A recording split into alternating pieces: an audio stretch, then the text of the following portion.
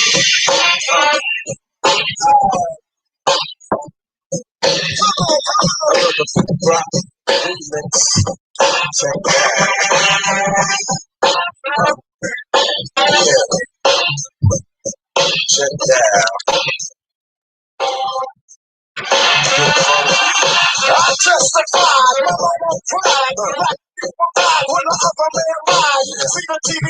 up, everybody? You know, I'm a big PE fan, man. So I just I had to rock with PE to get into the mood and what's going on. Hey, everybody, happy Monday. It's your boy Bill Foster, Real Talk Chronicles, and I hope you had a wonderful day. I hope you had a wonderful weekend. That's real talk. I hope your day was filled with positive energy and you try to stay around positive people. Sometimes that's hard to do, but we have to do the best thing we can do for ourselves. What's going on? I'll let you, boy. We in here and we about to do it in a minute. Today I have two wonderful brothers that I had the pleasure of knowing for years, that we have worked together via the promotional game. And I've grown to respect their craft. I'm sure they've grown to respect my craft, which is a beautiful thing. And right now, I'm going to sit there and I'm going to talk to them about what has gone on in their lives through this COVID, politics, also the promotional world. They're DJs that have legendary status. You know, I say that in lieu of the fact that there are certain DJs that are just legendary. But I think these DJs that I'm interviewing tonight are legends in this business. They've been doing it for so long that I think it's just unfair if I don't put legend with their name. So I have one chiming in, and then I see another one coming in. Right now, I want them to get situated. Ladies and gentlemen, let me introduce to you right now the mixologist, DJ Love in the building, baby. What's up, Chris? Yeah, man. Chilling, man. How you? I'm good. How you feeling, brother? Yeah, all is good, man. Unfortunately, through this pandemic, man, but I'm above water. Yeah, and you know what's so funny? That's the beautiful thing about this, that I just want everybody to know. This is Real Talk Chronicles. I'm your host, Bill Forster. If you like what you hear, share it. It's on YouTube Live. You know, this is what it is. So I ask anybody out there that's feeling with this energy that I'm putting out in the world, just click on my page and share it under my name. Go to Chris Love's name and share it under his name. Right now, we about to get it in. But, you know, first and foremost, everybody in your family's good, Chris? Yeah, everybody's fine. Yeah. I mean, I know we've lost some people, you know. Rest in peace to Lee Green and other people in this magnitude. But, you know, this pandemic thing is real serious, bro. I might have to agree with that. It is, you know, I'm not going to get into politics with it, but yeah, it's definitely serious. It took a few people that I know for sure who definitely had it. Matter of fact, even the wife of DJ Lance, made that announcement. She made that announcement herself that yes, he did have COVID-19. Yeah, and let me just say that to interject. Big birthday shout outs and rest in peace, heavenly rest in peace to our brothers, DJ Lance and Tommy Allen, because these are all individuals that I've had the pleasure of working with when I was in promotions hard like that, being one of those dudes that had a name in that promotion game. But, you know, with promotions comes friendships like the one I'm having, you know, like I had with Chris and coming up later on, the crowd motivated DJ Ace. This is the mixologist, everybody. This is DJ Chris Love in the building right now. Shout out to everybody that's watching. People are giving real love to you, Chris. Quentin Carr, shout out. Vanetta. What's up, Yvonne? Shout out to my old 2AP. Maria, Sophia, I see you. Amir Sealy, shout out to you, brother. You know, shout out to Phyllis Spencer. What's up, Chris Love? Yeah, exactly. Hey, Diane, what's going on? Maria Johnson, Ace, way back. Yes, Ace will be here. Melvin Ross in the building. Janet, J Lo in the building. Shout out to everybody. This is Real Talk Chronicles. I'm your host, Bill Forster. I got the mixologist in the building, DJ Chris Love. We're going to Yes, talk sir. about everything. We're going to talk about Yeah. politics. We're going to talk about the promotional game. We're just going to go around the whole gamut. If you like what you hear, please appreciate it, share it. The easiest thing I've ever done in my life is throw a party. The hardest thing I've ever done in my life is give some positivity to the world. And, you know, the beautiful thing is I asked Chris to be on because he had told me at one time he appreciates the information that I'm putting out there and doing. And that was real respect because a lot of times in the business world that we are in, Chris, you know this, it's hard for people to give, especially people of color, to give each other accolades. You know what I'm saying? Like, it's unfortunate, man, but yeah.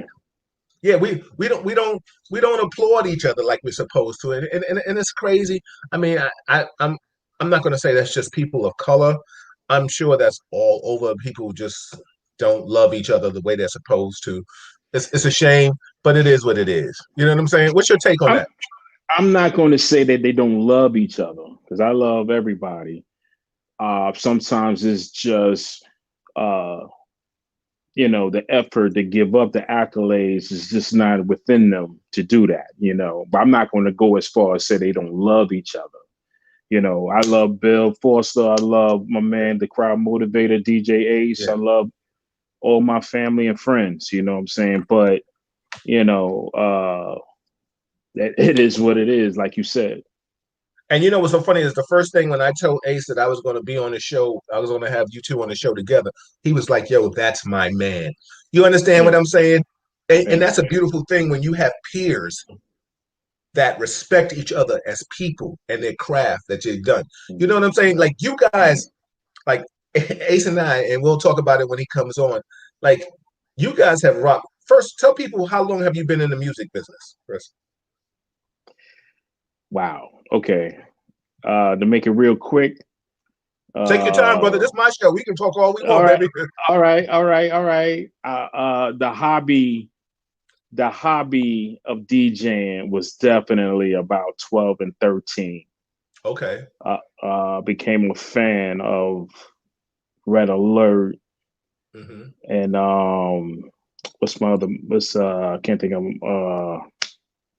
can't think of the other guy name that was on That's BLS with Marley Marl. But yes, you know, I was the fan of the, you know, with the cassette tapes and all that. And then shout out to my cousin Rich from Money Earning Mount Vernon, who had the original first turntable set up, and I would jump on the iron horse from the Bronx to Mount Vernon every single weekend, sneaking in the crib, practicing on their music. You know, my whole family know how that was. You know, that's exactly what I was. That's how I started. You know what I'm saying? But my first party was at 18, 1985, 1986, somewhere around there at Albert Goodman houses. I even got a video on social media where they even see Fat Joe when he was skinny with hair, you know. So yeah. So Chris, let me ask you, where are you originally from? The BX. Okay. Shout out to BX in the building. Let me tell you something. Shout out to all the tri-state area, the 5 boroughs. The beautiful thing about this is, like I said, this is Bill Forster, this is Real Talk Chronicles. I'm your host, and I got the mixologist with me right now, Chris Love. I go back. Shout out to all the promoters and people that are chiming in and listening to us kick it on some. Like I said, the one thing about Real Talk, I go around the world with it. So we're going to talk about some promotional stuff. We're going to talk about some politics. We're going to talk about some police brutality. Because the bottom line is, the one thing that I was talking to Ace, and I'm sure, Chris, you can contest to this, is that you're more than just a mixologist. You're a human being, and you have thoughts and feelings about things that happen in this world. You understand what I'm saying? So a lot of people don't understand, unless they know you personally, they may not understand the real man. You understand the Chris, you know what I'm saying, that's in his house right now, that somebody can pick up the phone and we can converse about things that happen. Right. But right now, I'm going to keep you on this promotional binge. You know, like I said, like I think back to when I started promoting back in, the 80s, late 80s. Shout out to all the people that have taught me the game, like Stan Dennis, Eminem Hot Chocolate, Shout out to Maria Davis when we used to all party at Terra Nova and things of that magnitude. And then, you know, along my channels, my past, you know, dealing with, you know, rest in peace, Kenny Dinkins. And then, you know, me and Mike Eddie, shout out to my man Mike Eddie, because Mike Eddie and I, we went to another level. That's when you have played for us at different venues. But I don't know, the life expectancy, and I say life expectancy, I'm saying being hot for a promoter is really like maybe 6 years, really. Like, you know, to be that promoter, you know, I mean, shout out to our brothers, you know, Black and Gold, who have stayed out there and still doing it, like my era, you know, but being hot is a whole different thing. You know what I'm saying? Give us some insight on how it is to be a mixologist, a DJ that has stayed in the course of 80s, 90s, 2000s. You know what I'm saying? Tell us how that is to stay prevalent in this game. It's very simple, man. It's the love of music and it's the love of what you do. I mean, DJing is engraved in my heart. You know what I'm saying? And when you have that stamp, doesn't matter what era, you know, I could keep going on and on and on. Of course, I ain't gonna be in the clubs with the 21-year-olds and nothing like that. Exactly. But I can rock their music too. You know what I'm saying? So long as it sound good to me or whatever the situation is, but it's just that it's just totally engraved. I'm married to it. So, you know.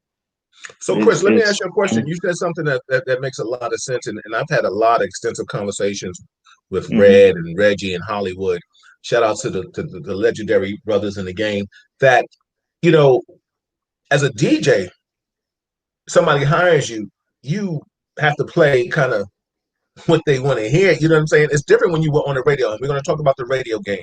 But the bottom line is, as a DJ, a man of your age, your craft, what do you like to play? Well, I'm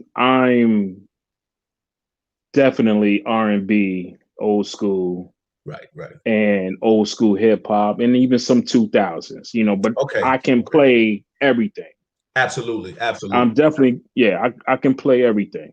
But if you want to ask me what my favorite is, it's definitely R&B, classics, old school, and hip hop. The hip hop, you know, I don't want to say it's hard for me to say real hip hop. I don't want to just the new generation music. You know what I'm saying? Because that's their music. You know, so I'm just going to say the hip hop that I grew up with from the 80s to I'll say about 2014 or something like that. Got you. Because, you know, shout out, first and foremost, shout out to everybody's in the building, man. My sister, the dancing machine, is in the building. Shout out to Los, Real Deal in the building, baby. Shout out to Howie D in the building, Howard Vines. Tom, you know, Gina, I see you, Buttercup sister. Darren Joseph, Quinn Carr, shout out to Quinn back in the days. Like I said, just shout out to all the people that are chiming in. Vanetta, I see you. Kurt Hill said, DJ Chris Love, my mom got your mix CD from 304. Wow. Well, he's dating himself. That's just, you know what I'm saying? Yeah. But that's a beautiful thing, though. You know, Linda said, Dance Machine, what's up? Carlos said, what's up? What's up, Carlos? You know, these are brothers that we came along the ranks together. It was a beautiful time in the late 80s, early 90s, all the 90s and 2000. Chris, let me ask you a question. With this pandemic, it's definitely had to change the game for people like yourself, because I'm going to get into that too also, because I know you've embarked on promoting. So, but let's just say that from a DJ standpoint, things have changed. Has that really hurt you, or did you have other sources of income to hold you over, brother? I have other sources of income, but the DJ game totally. I mean, my schedule was thick. Right. For 2020, and I'm talking about my own events. I'm talking about private events. I can't even tell you how many 50th birthday parties and retirement parties I was already lined up for. So yeah, it did I take a major hit? Yes, absolutely. You took a bath. Yeah, definitely. Yeah. Well, I mean, thank God that you're still here. Thank God that you're still able to find some kind of resource or revenue. We're going to talk about also how people can support you. I know how, but how people can support you and your endeavors, and if they want to hear some good music, because right now this is what we have to do and support our brothers and sisters in this business that that this is their craft. You understand what I'm saying? Like I said, even though they may have had some other source of income, but this was his business. So we have to talk about that. The wonderful thing about life is that like I said, we're here to experience the hard times. There are a lot of people that are not here, and rest in peace to all people that's passed away due to COVID or any other illnesses and things of that magnitude. And like you said, you had a schedule that probably was crazy. You know what I'm saying? Like, because the Chris that I know, he's methodical. You know what I'm saying? He books his things. He's making sure that everything is precise, and all that things had to just boom. Like Now let me ask you a question: with all the endeavors that you may have, did you kind of push him back, or did they just got null and void? I would say at this point, definitely null and void. So at one point they didn't. Everybody in the beginning, everybody took this virus. It'll be over in 2 months. Right. 2 months became 3 months. 4 months became, I don't know when we're gonna have this event. I can't take. I must have had at least 7 or 8 retirement events. Everybody been pushed back, so I don't know if they're going to do it for 2021 or they're just going to move on with their lives. I really don't know. I got you. I just got a question in. Like I said, shout out to everybody. This is Real Talk Chronicles. If you like it, share it. Appreciate the support. What's up, Mashira? How are you, sister? Amir Sealy said, "Are there any platforms to find your mixes on, Chris? If you want to divulge that right now, I was going to say it for later, but you can tell them right now, please. Tell them later." Currently, right now on DJ Chris Love, the #1 on Facebook and Instagram as well. Okay, they can find your mixes. Yeah, shout out to Tony Titan in the building, former Narco Ranger with me. Shout out to everybody that's watching, law enforcement, promotional people. This is just a beautiful day. I get a chance to chop it up with two brothers that I have a lot of respect for, and we've been able to build together. I mean, I was the promoter, they were the DJs, but the beautiful thing is both of them embarked on doing promotion. Chris, tell me what it was like. What made you embark into, like, you joined forces? Correct me with the names. I don't want to disrespect the brothers. My brothers, E. Kim, Big Joe. I think those are some of the Super Tracks. Yeah, Super Tracks. Yes, that's like that's family right there. All those guys are brothers, and I don't know, man. It was just it took one. It was like, let's do it our way. That's really what came out of it, and we began something that became phenomenal. Yeah. And shout out to my man Doug B too. So shout out to Doug B. Yeah, definitely. I heard, y'all was doing your thing. I heard. Let me tell you something, and I got to laugh. Yo, people was like, yo, if you don't come down to Chris's party in the color scheme of what he says, he will turn you away. But you know what? You know what's funny? See, I grew up in that era. You know what I'm saying? You couldn't get inside Bentleys. Right. With no jeans on. You couldn't get inside a Savage until first of all, they called you and made sure you was of age, and you had to be dressed. Exactly. You know what I'm saying? So it was so many spots that I wanted to go to where you could not come in unless you was dressed. And I think I'm just from that era. That's just me. I love to dress when I go out. And you know what's so funny? I totally get it. Shout out to my old partner Mike Eddie, because Mike Eddie and I, we used to argue back and forth about that dress code, and I get it. So, and shout out to the old Savage crew. I was one of the dancers back then. A lot of people don't know I got into promotions for dancing, being nice. Machine, my sister Linda, the dancing machine, she knows that. We always talk about how we first battled on the dance floor in Broadway International. That's how we became family. But you're right. You know, our era had a dress code. We were brought up looking nice. Right. You know, and so I mean, I don't have a problem with what you do, because at your party, you do what you're supposed to do. Because at my party, I'm gonna do what I want to do. But I just think I had people laugh. I had people had me laughing. They was like, "Yo, B," like I came on. He had an all black affair. I'm assuming it was an all black affair. I know it might have been something like that. And the person was like, "Yo, I had a black tie." And they was like, "I had a white shirt or something." Yeah. It was that was an all black. Now see, listen. Yo, Chris, they said you sent them up. Listen, don't laugh at that. Yo, I gotta laugh, Chris. I gotta laugh, because you know what's so funny? I was like, yo, I'm laughing for two reasons. One, he told your dumb ass to wear all black. And then two, yo, why you wear white? Why you making me laugh, man? Yo, Chris, he didn't tell you to wear white. He said all black.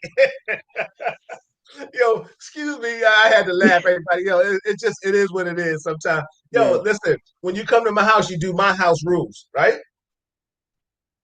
That's just, see, listen, I was even I got criticized from my brothers because I almost slacked up on a couple occasions. Right. You know what I'm saying? So my super back, that's why I love my brothers' super tracks, because they're gonna tell me the truth, rather, if I want to hear it or not. Because I almost slacked up. If we set the rules from jump, we promoted it from jump. Right. And you come to I don't know if I should look at that as y'all disrespecting us. Or what? Because if you know about the event, stay there with that, Chris. That's a real talk. Because stay with that. Because we can't take it. Because if I tell you to come to my event with upscale attire, as what we would put on our flyers, and you come with jeans, what did you just say about how you felt about me?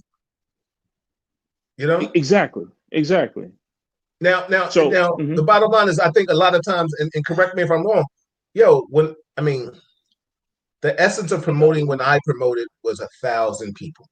This was I don't know what kind of numbers people are doing now. I mean, before this COVID, I know you guys, shout out to, the Dynasty crew. Before that, I know Floss was doing his thing. There's certain people that, like, the numbers, the promoting games, there's a lot of people doing a lot of bar stuff, and little stuff. But I'm talking about the essence of what we did and what you were doing before this whole pandemic hit. It's colossal numbers. That was always the epicenter of success, 1,000. But I'm saying it. But the thing is, just because the numbers are flowing in and people are here, and you come up at 12 o'clock and it's already, I got a thick house, don't come up with jeans and think that it's still all right. You know what I'm saying? Like, wait a minute, though. I told you, because right now my money is still here. You understand what I'm saying? My money is still here. But see, I didn't look at it like that, though. Okay. I didn't care if I had 2 people. Right. I don't care if it was 10 people in the building. I didn't care. Right. Talk about that. The Talk about that from a business aspect. How you felt about that, or professional? It's just it's an example of what you're presenting. So if you're presenting an upscale event,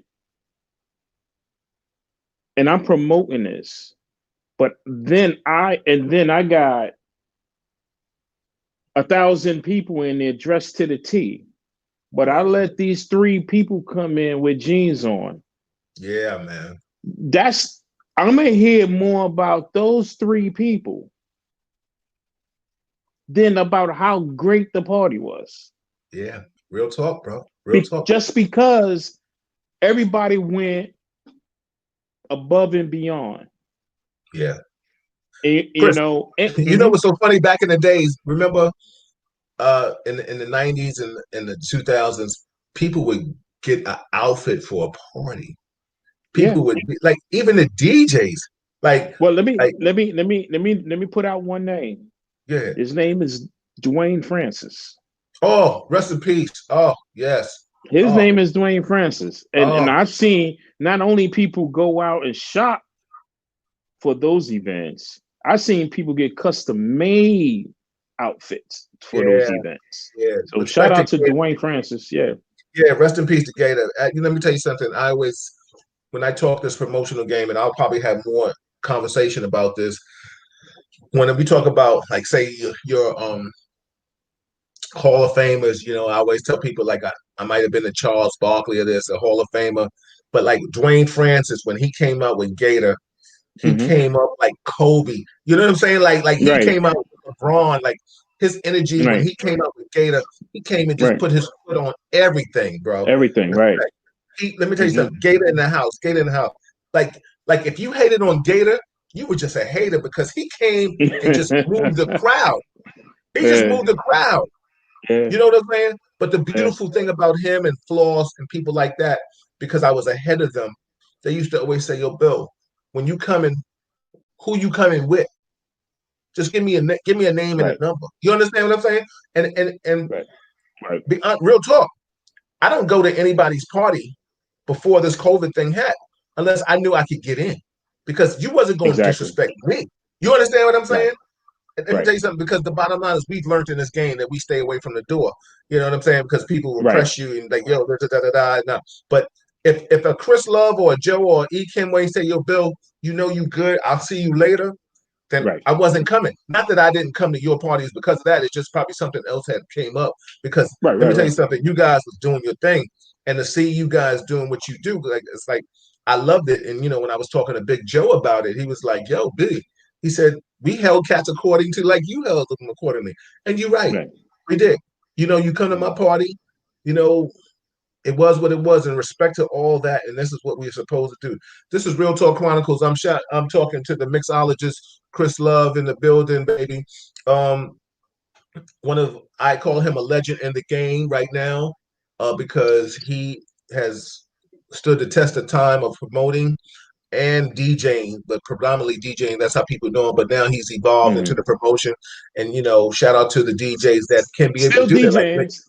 Still DJing. Oh no! I mean, listen. It is that is the craft. That it is what it is. But what's so funny? You know how to make more money. You know what I'm saying? Like people like Lady D Wells, like when she was with the 4-star camp. And she told me she was getting into promotions. And shout out to Zettine, because she's rocking with Zettine now. And we talked about that. I employ it, because what's so funny? People can transition. Shout out to Reggie Wells, another person that was able to, probably one DJ that really kind of set the tone for how he could transition from a DJ to a promoter and still be a DJ too. You know what I'm saying? Because that's what your thing is.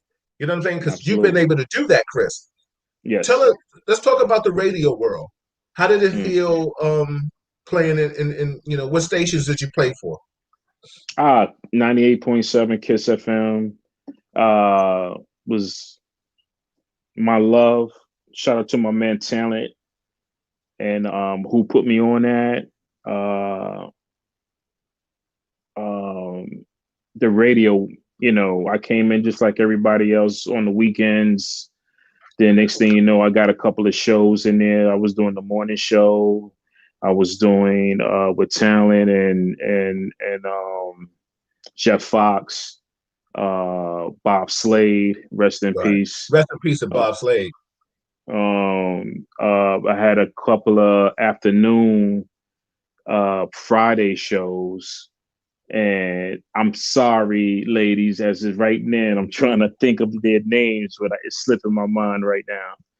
But I'll figure it out at some point. But I can't think of their names. Who show it was, and I was on their show on Fridays afternoon.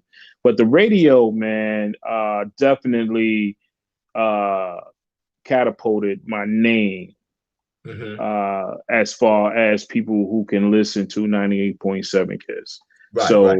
you know, I'm from the Bronx, and, you know, Bronx and Harlem is probably as far as I got.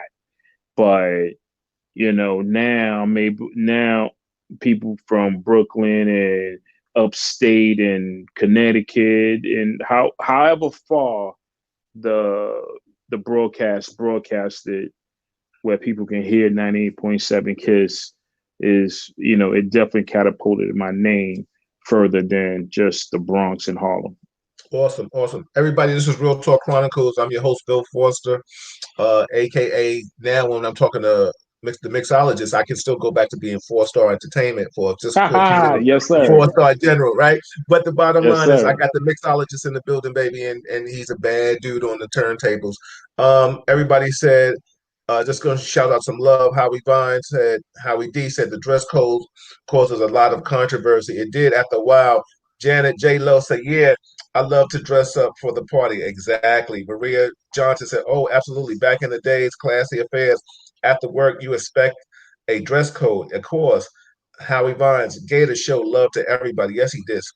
Janet, J-Lo, Sparkle Entertainment taught me a long time, dress to impress. Shout out to my man, Dennis and Butch, you know what I'm saying? So they put me under the gear. Shout out to Steve G out there in Long Island, but he showed up. The Dancing Machine, she said, absolutely. Shout outs to Dennis from Sparkle. Carlos, real deal. He said Dwayne was a very good person and one of the best to do it. He deserved all the success that he had. Absolutely, Carlos. Shout out to you and Lamont. You know what I'm saying? Sharon Saunders is in the building. Vanetta asked the question: did you ever promote in Nagasaki and DJ in Nagasaki and Long Island? Twice. Okay, twice. Yeah. Yeah. That's it. You're right, Linda. 4-star. I see you, Suhas, in the building. Definitely. What's up, G Evans? This is Real Talk Chronicles. I'm your host, Bill Forster, with my man, the mixologist, DJ Chris Love. We're going to talk about it later on. I think the crowd motivator will be sliding in. Yo, Chris, let me ask you a question, man. I hope you voted. Did you vote? I did. Okay, I did. Awesome. If you can divulge who you voted for if you want to. If not, I'm not going to press you for that. But my thing is, what did you feel about just switching things? We're going to get back into promotions. But what did you just feel about how the current president was a president? Like, did you feel like he was a good president? Like, he was divisive? Because I'll put it out there in the universe. This is real talk. I felt he was divisive. I felt that, you know, he disrespected the Oval Office. I felt like, and this has nothing to do with Republican, Democrat, but I just felt that he was just disrespectful and how he handled the business. We're gonna get back to you and at the radio station because we're gonna talk about that because that's a big part of a lot of things. But I just want to just show people that real talk that the mixologist has other ideology than just playing a record in the table. So what did you think about that, brother?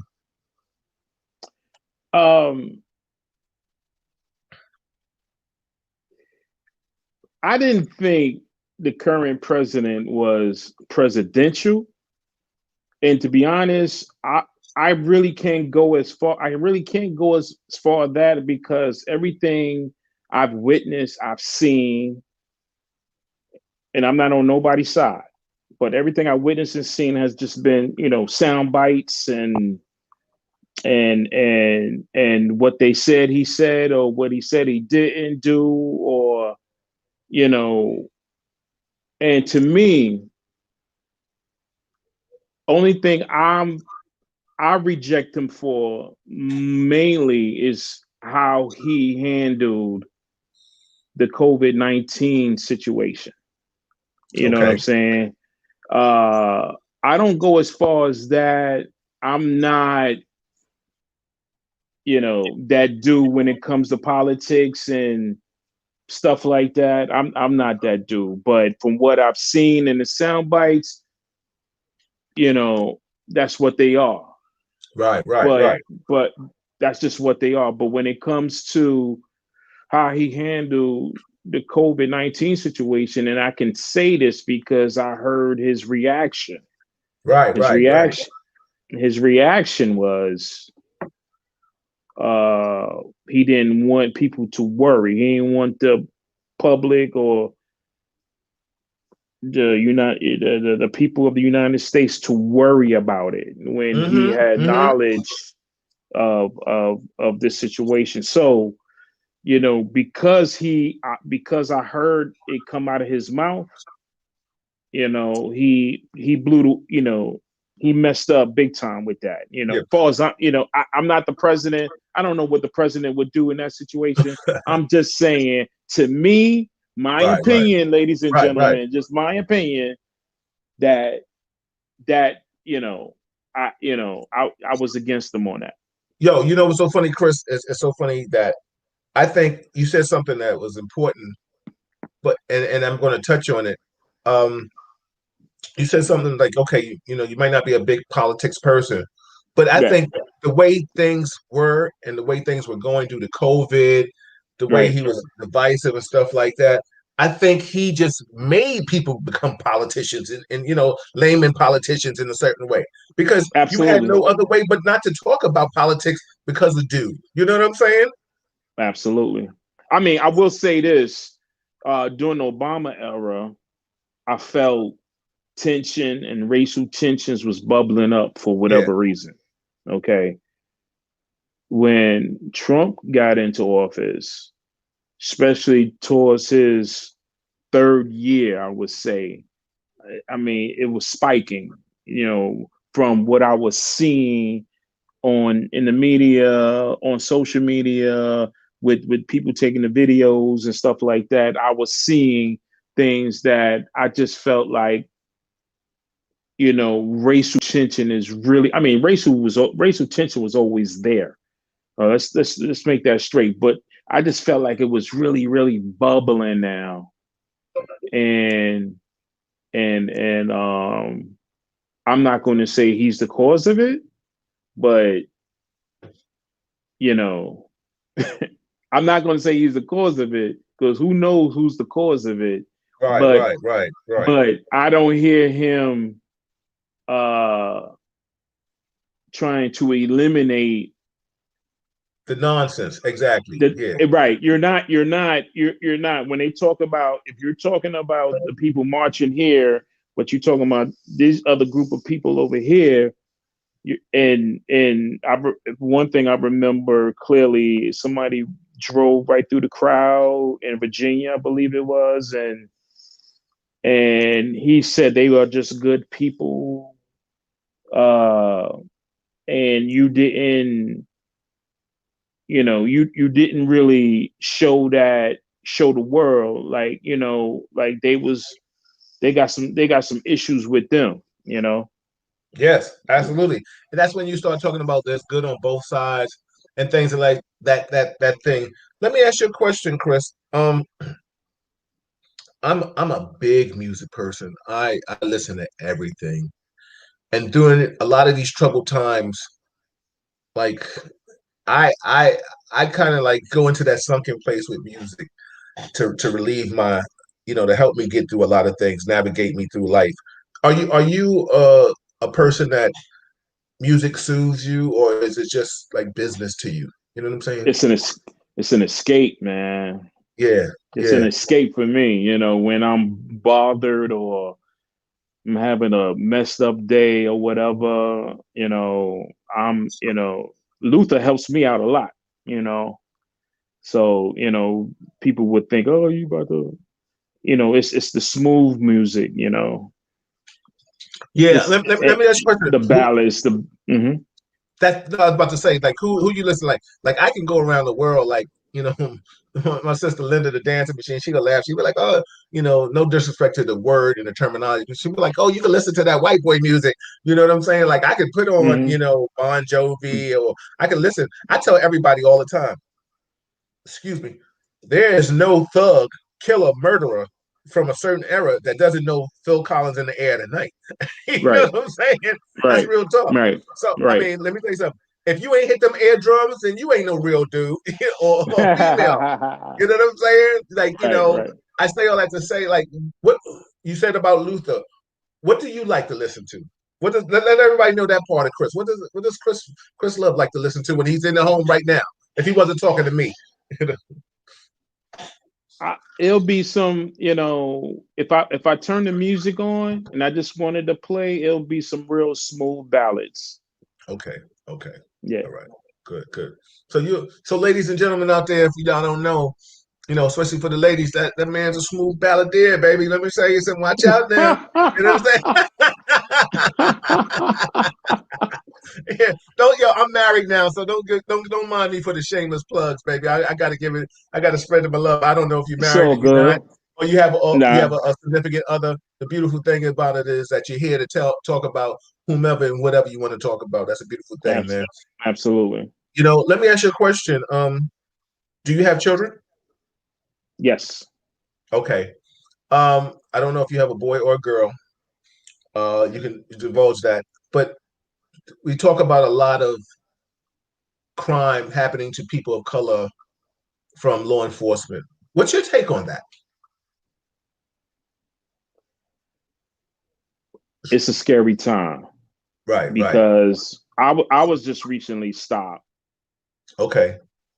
I was recently stopped, New York area, and even though I'm going to go fight it, but I was recently stopped, and it's amazing. The first thing I did was put both hands on the steering wheel. I see you, Ace. I got you, Ace. I see you. Go ahead. And that, it's like I'm asking myself after it's all said and done, why did I do that? I feel like, you come to the window, you do your flashlight, you ask for the driver's license, but it's a scary time. So if I'm doing that, I can just imagine what these young kids is doing. Yeah. What up, crowd motivator? How they're feeling. Everybody, ladies and gentlemen, I got two of the legends in DJing in the building tonight. Hold up, Bill. Hold up. I'm gonna take the legendary part. I'm gonna give Ace the iconic part.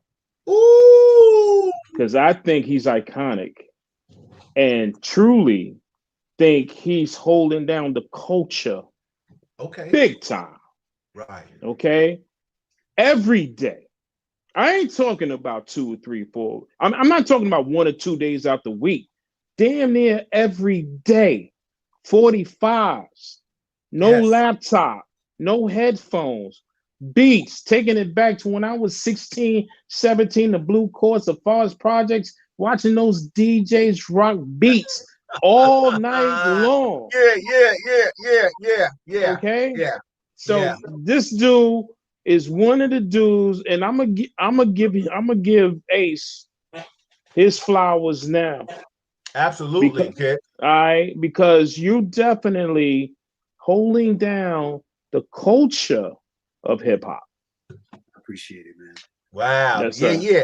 First, let me just say this, everybody. This is Real Talk Chronicles. I asked you to like it, share it.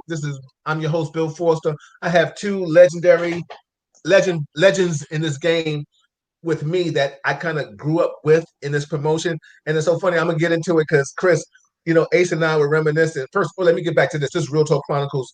If you like it, share it. Just go under my name right now and share the button. Let the world know I got two powerful DJs in the game right now. I got the mixologist, DJ Chris Love. I got the crowd motivated, DJ Ace, ACE, play for a fee, not for free.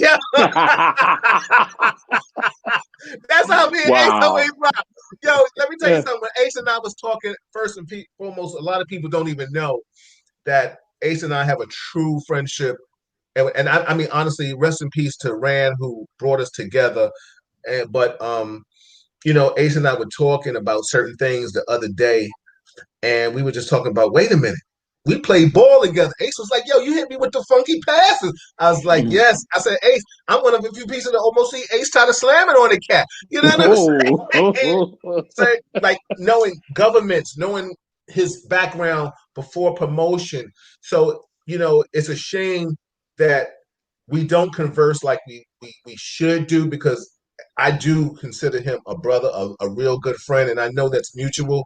You know what I'm saying? Because to go back so far to, we've gone out to DC, you know what I'm saying? Like, we've been on roads together. So it was just so great that he and both of y'all came on the show. You know, this is a part of us that we can share and reminisce. Like you said, Chris, give our flowers while we are alive. You know what I'm saying? Yeah. And this was a part of me able to let our world know that, yo, I appreciate both of you. You know, I've worked with you, you know, both of you. But I wanted people to understand that you guys are iconic in what you do. It's awesome. You know, I will promote you and celebrate you right now. But like also, you both know I talk about a lot of things that's popping off in this world today too. So, you know, Ace, we're gonna share some of this love right now with Chris that we were just talking about. We were just talking about being a car stop. We're gonna get back into the promotional game. We're gonna let you pick up on your promotional accolades. But we just talking about how Chris said he felt when he got pulled over that he automatically went to the hands on the steering wheel. Like, how have you felt about stuff like that?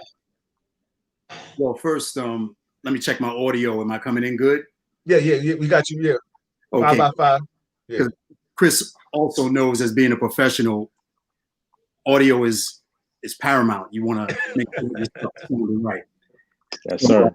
Definitely want to say good evening to everybody that's checking in, and everybody that should be sharing this link, because this is an excellent platform that Bill has provided. My man Bill, we go back 30 plus. Yeah. I go back that far with Chris as well. So absolutely, absolutely. And I definitely appreciate being on the panel tonight, and definitely say what's up to my man Chris. Chris and I have done so much work together. Yeah. There's a million things that I can touch on, but just piggybacking on what Chris was talking about earlier, and I'll respond to your question, Bill. Go ahead, take your time, brother. We got time. Like the beautiful thing about Real Talk Chronicles, it's my show. We leave when we want to leave. You know what I'm saying? This podcast world, I got this right now, so we can stay and talk. I mean, I got two brothers that can share a lot of insight on just life. We're going to go back from the DJ, the promotional world, life, because they're intertwined, because what's happening now has caused a lot of you guys to lose a lot of revenue. But the bottom line is now, like you and I was talking to you the other day, Ace, when we were texting, and I told you, I said, yo, man, let me call you. Can you talk? Because I said, yo, life is too short, man. We losing people. You know what I'm saying? Yeah. So let's pick up this jack. And everybody out there, please, if you love somebody, I know you can't talk to everybody, but if you love somebody, maybe take it upon yourself even to send them a text, you know, because, you know, the social media has left us an avenue where we can check in on somebody with actually saying hi and hello. But, you know, let's go back to the 80s and 90s where I had to find out where we got. Ace, like we used to go down to the village every Sunday. You know what I'm saying? So, yeah. So go ahead, Ace. Go chime in, brother. Please go ahead. Yeah, just to chime on that pretty quickly. Like I was saying, I was discussing this with Bill the other day. You know, I was wondering what a lot of DJs were doing for revenue, because all of us have lost tremendous amount of revenue, tremendous amount of income. As Chris said, you know, Chris DJs and he promotes, so he's bringing home bags. Okay, so he's looking for envelopes at the end of the night, and those envelopes are not coming right now. So that was going to be one of my questions to a lot of DJs out there. Cats know that I have a team called Team Ace, and I have about 10 DJs on my squad. And, you know, I care about everybody. I try to stay in touch with everyone because I'm heavily into social media. So I'm all on all different social media platforms. But just touching on what you asked Chris about when he got the car stop, he did the right thing. And, you know, being a man of color in New York City, you know, you definitely have to be on your P's and Q's when you're being pulled over. Right. Those of us that have friends and family that are on the job, NYPD, they will give you information as to how you should conduct yourself when there's a car stop. Right, and, right. I personally know, such as Bill, I know people that are, you know, either on the job or retired, and talk to them closely and talk to them extensively about different things that happen on the job and how to conduct myself when I'm out in the street. Because people that know me well, when I'm not working, I like to have fun. And right. I want to have fun. I want to be able to do what I want to do. I want to drive the way I want to drive. And if I want to partake in those libations, I want to do it. And, you know, I don't always do it the right way. But you're going to do it that way, you better make sure. We all want liberties. We all want liberties. Exactly. So if you're gonna, sway outside the line, you better make sure that if someone stops you and questions you, you better know what to say when they do it. So, like what Chris said, yes, I agree. That is definitely the way. I have 2 sons. They're both grown and they're still alive, and they born and raised in New York. So, and hey, stay there with me right there. Everybody, hold on. This is Real Talk Chronicles. I see everybody chiming in. I see Colin Sizzling, aka Sizzling. I see Miriam. I see Vanetta. I see James Myrick. I see Eunice. I see everybody. The Dancing Machine is saying hi to you guys. Rest in peace, Duran, of course. This is Real Talk Chronicles. I'm your host, Bill Forster. This is what it is. This podcast is all about keeping it 100. Ace, you said something too about having 2 boys, and respect to the nephews and stuff like that. How do you tell them what to do going to Amir or Mr. Aubrey, Lord rest his soul? Like, are you scared being out here moving and grooving? Because you and Chris have we've learned how to articulate ourselves in certain situations. You know what I'm saying? Like, we get pulled over, we still understand the value of respect. I'm not saying the new generation doesn't, but what I'm trying to say is that I think they're more inclined to give back verbiage in lieu of who they are. You and I, you and I and Chris, we don't want no problems. You know what I'm saying? We want to go home. This new generation is like, yo, like they fighting the power Meek Mill style. They ain't fighting the power like we are. You know what I'm saying? Absolutely. What do you tell your sons in lieu of being pulled over and God forbid they get stopped by law enforcement? What do you tell them? Well, shout to both my sons, Brandon and Bryce. Brandon's my oldest son, and Bryce, my youngest son. Both of them drive, and it's uber important to tell any male of color that they have to conduct themselves in a certain way. Unfortunately, we're typecast, we're stereotyped, and we have to sometimes tiptoe on eggshells, to just to go to the store, just to go to work, just to go hang out, just to have a good time, just to ride to a relative's house and come home, just to go see a friend. You never know when you're going to be pulled over. You never know when you're going to run into a trap. You're going to run into a car stop. All types of stuff. So, in those cases, I always, would think that my sons have good heads on their shoulders, and hoping that they always do the right thing. They have no felonies. So, so far so good, and we can knock on wood on that. But, the idea now is to just tell your men of color to, try to abide by the law. There's such a gray line between brutality and resisting. Right. You have situations, and you see so many situations that are blown up by the media. You're watching Fox News, you're watching MSNBC, you're watching CNN. I'm a junkie with all that stuff.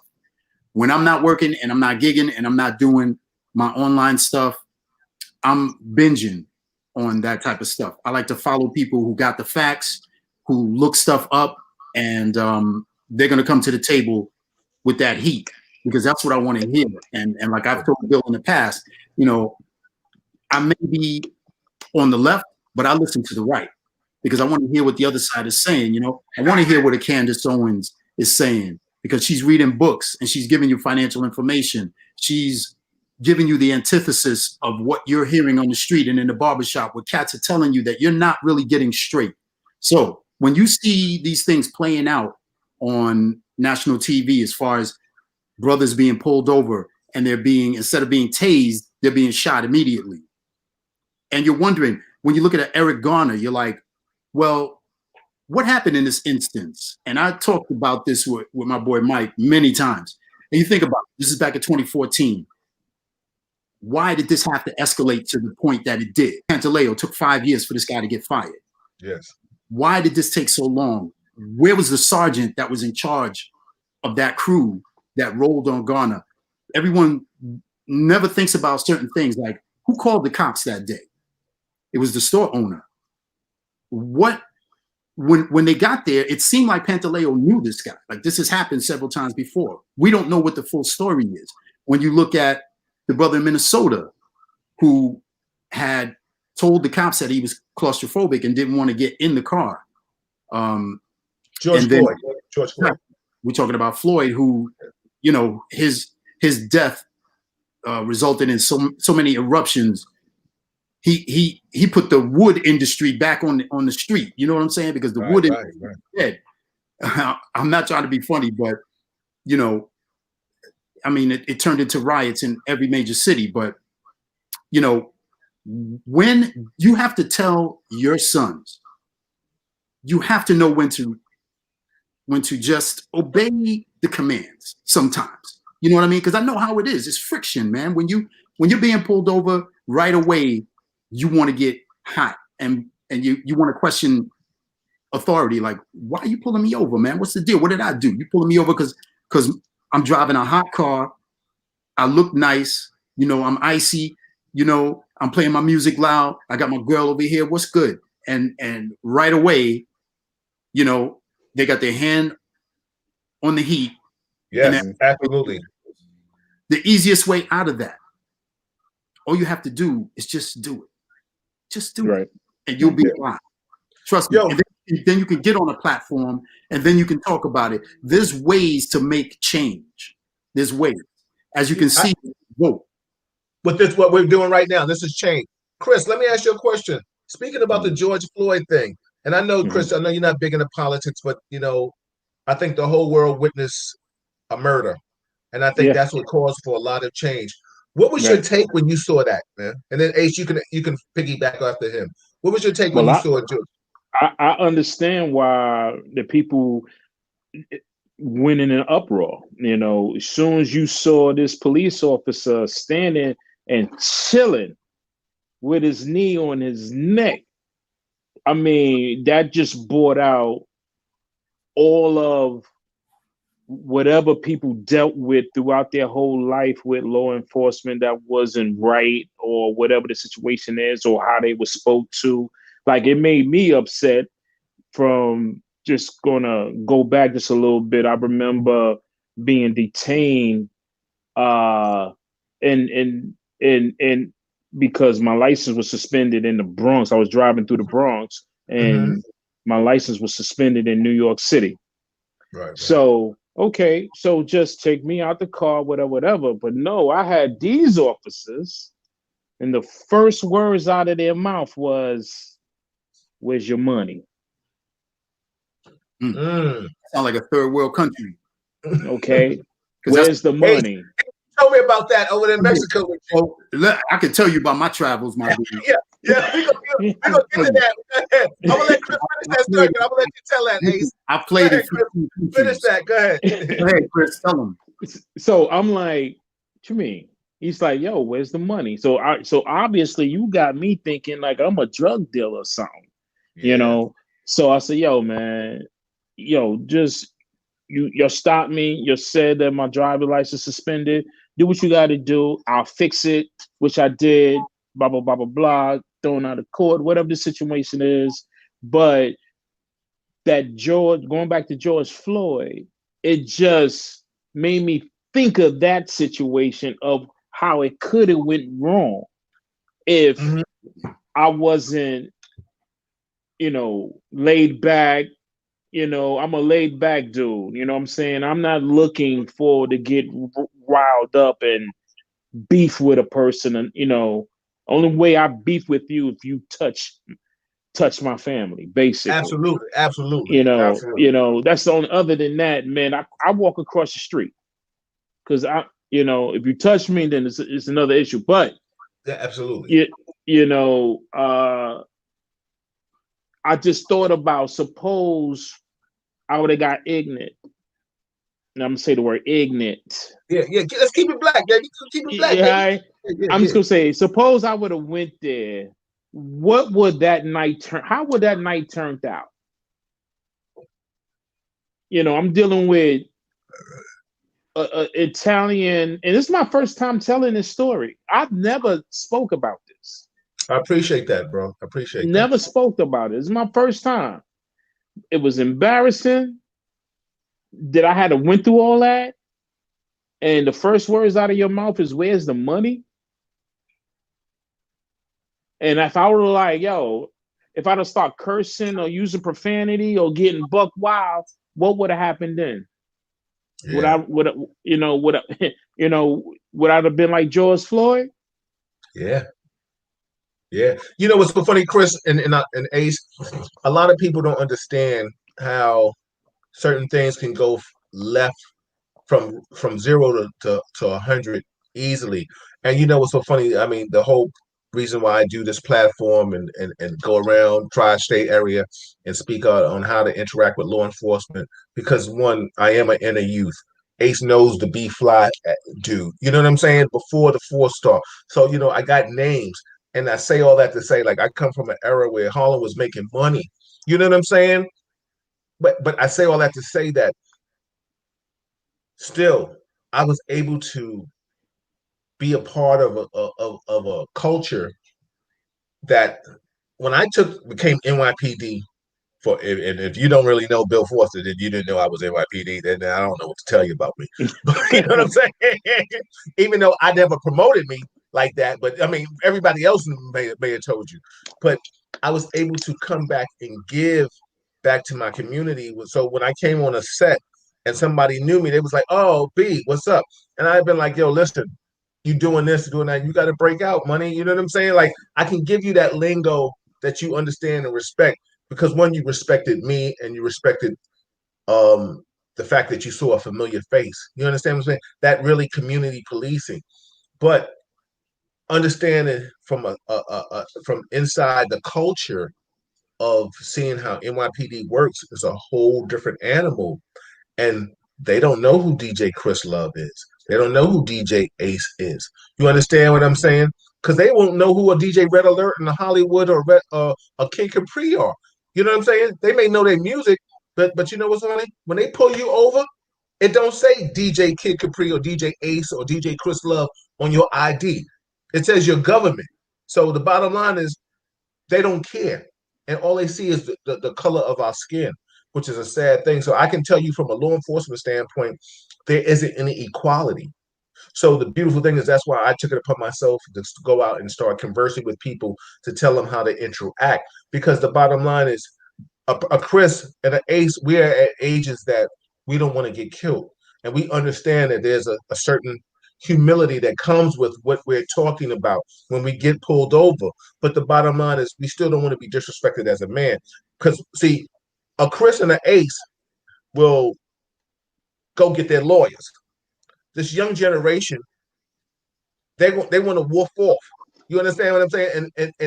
And woof off and put themselves in a situation that, God forbid, causes their lives. And we've seen that. I mean, we see people like Amir Aubrey that get killed for jogging.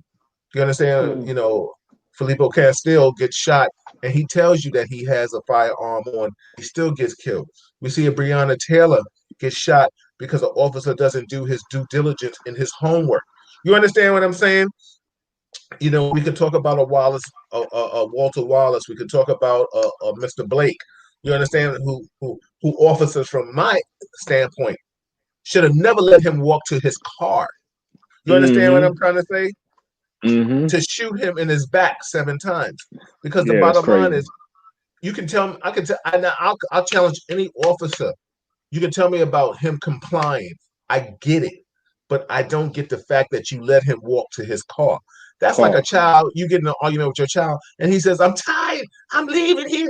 Ah, I hate you, Mom. I hate you, Dad." And then he's going to walk to the door, jump out or open up the car door while you're driving. I'm not going to let you do it. I'm not going to let you fall on the highway and roll 17 times and then pull over and say you shouldn't have did it. I'm going to stop you before the game. So I say all that to say, even if that's not even a great parable analogy for some people, what I'm trying to say is that he should have never got to his car. You should have piled on a rabbit and whooped that ass. You understand? That's real talk. But the thing is, we as men at our age, we understand we're not looking for the confrontation. So don't bring us that negative energy. And what do you say?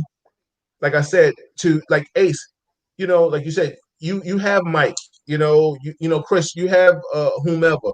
We have to understand, people out there, please don't put yourselves in situations that you cannot ever turn back from. That's from me to you. Honestly, that's real talk. Because the bottom line is, dead men tell no tales, as we see that right now. Right? Dead men tell no tales. Dead women tell no tales. Because if I don't know if any of you saw the interview with the sergeant from Breonna Taylor's situation, it was just, first and foremost, you're real cocky to come on and want to have a conversation and talk about it. But then as you're talking about it, you're gonna say, yeah, I'm sorry, this should have never happened. You talk about Kenny Walker, I think that's his last name, and how he took aim at you. But then you start talking about George Floyd and talk about, he might have died from a drug overdose. Whoa. There's no drug, or there's no lack of drug that can stop being choked out. I'm a martial artist. I know the difference between a headlock and a chokehold. And I know the amount of pressure that you can apply. It takes 8 pounds of pressure to break a bone. It takes less for ligaments and tendons. What do you think when you're pushing on this esophagus? You understand what I'm saying? I've been doing martial arts as long as you've been DJ. Ace, you've known me before you knew me before I even went into the transit. When I was driving a bus, I was working in the mayor's office. I was already a martial artist. You understand what I'm saying? So, like, to know historically about certain things, let's knock it off. The bottom line is, we as people of color, we need to make sure we can posture ourselves so we can articulate what's better for us. You know what I'm saying? This is Real Talk Chronicles, everybody. I'm your host, Bill Forster. I got the mixologist, DJ Chris Love, in the building, and I got the original crowd motivator, DJ Ace, in the building. They are sitting in on a Monday night with me, your host, Bill Forster. We are talking about politics, promotions, all the love. If you like it, share it. Just go under my Facebook page, share it. If they're having a watch party on their page, go under their page and share it. Go to YouTube and subscribe it. We are live right now on YouTube. Shout out to everybody that's chiming in. Simone Wade, Rodney Gill. What's going on? J Lo in the building. Vanetta, I see you. Everybody, Melissa Crosby, a little sister. Oh man, this is it right now. Everybody is in the building. We are just talking and we kicking it. And Veronica Span, I see you, sister. Everybody, Sizzling said you guys made him famous. That's what's so good.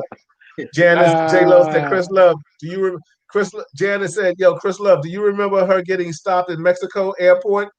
Yes.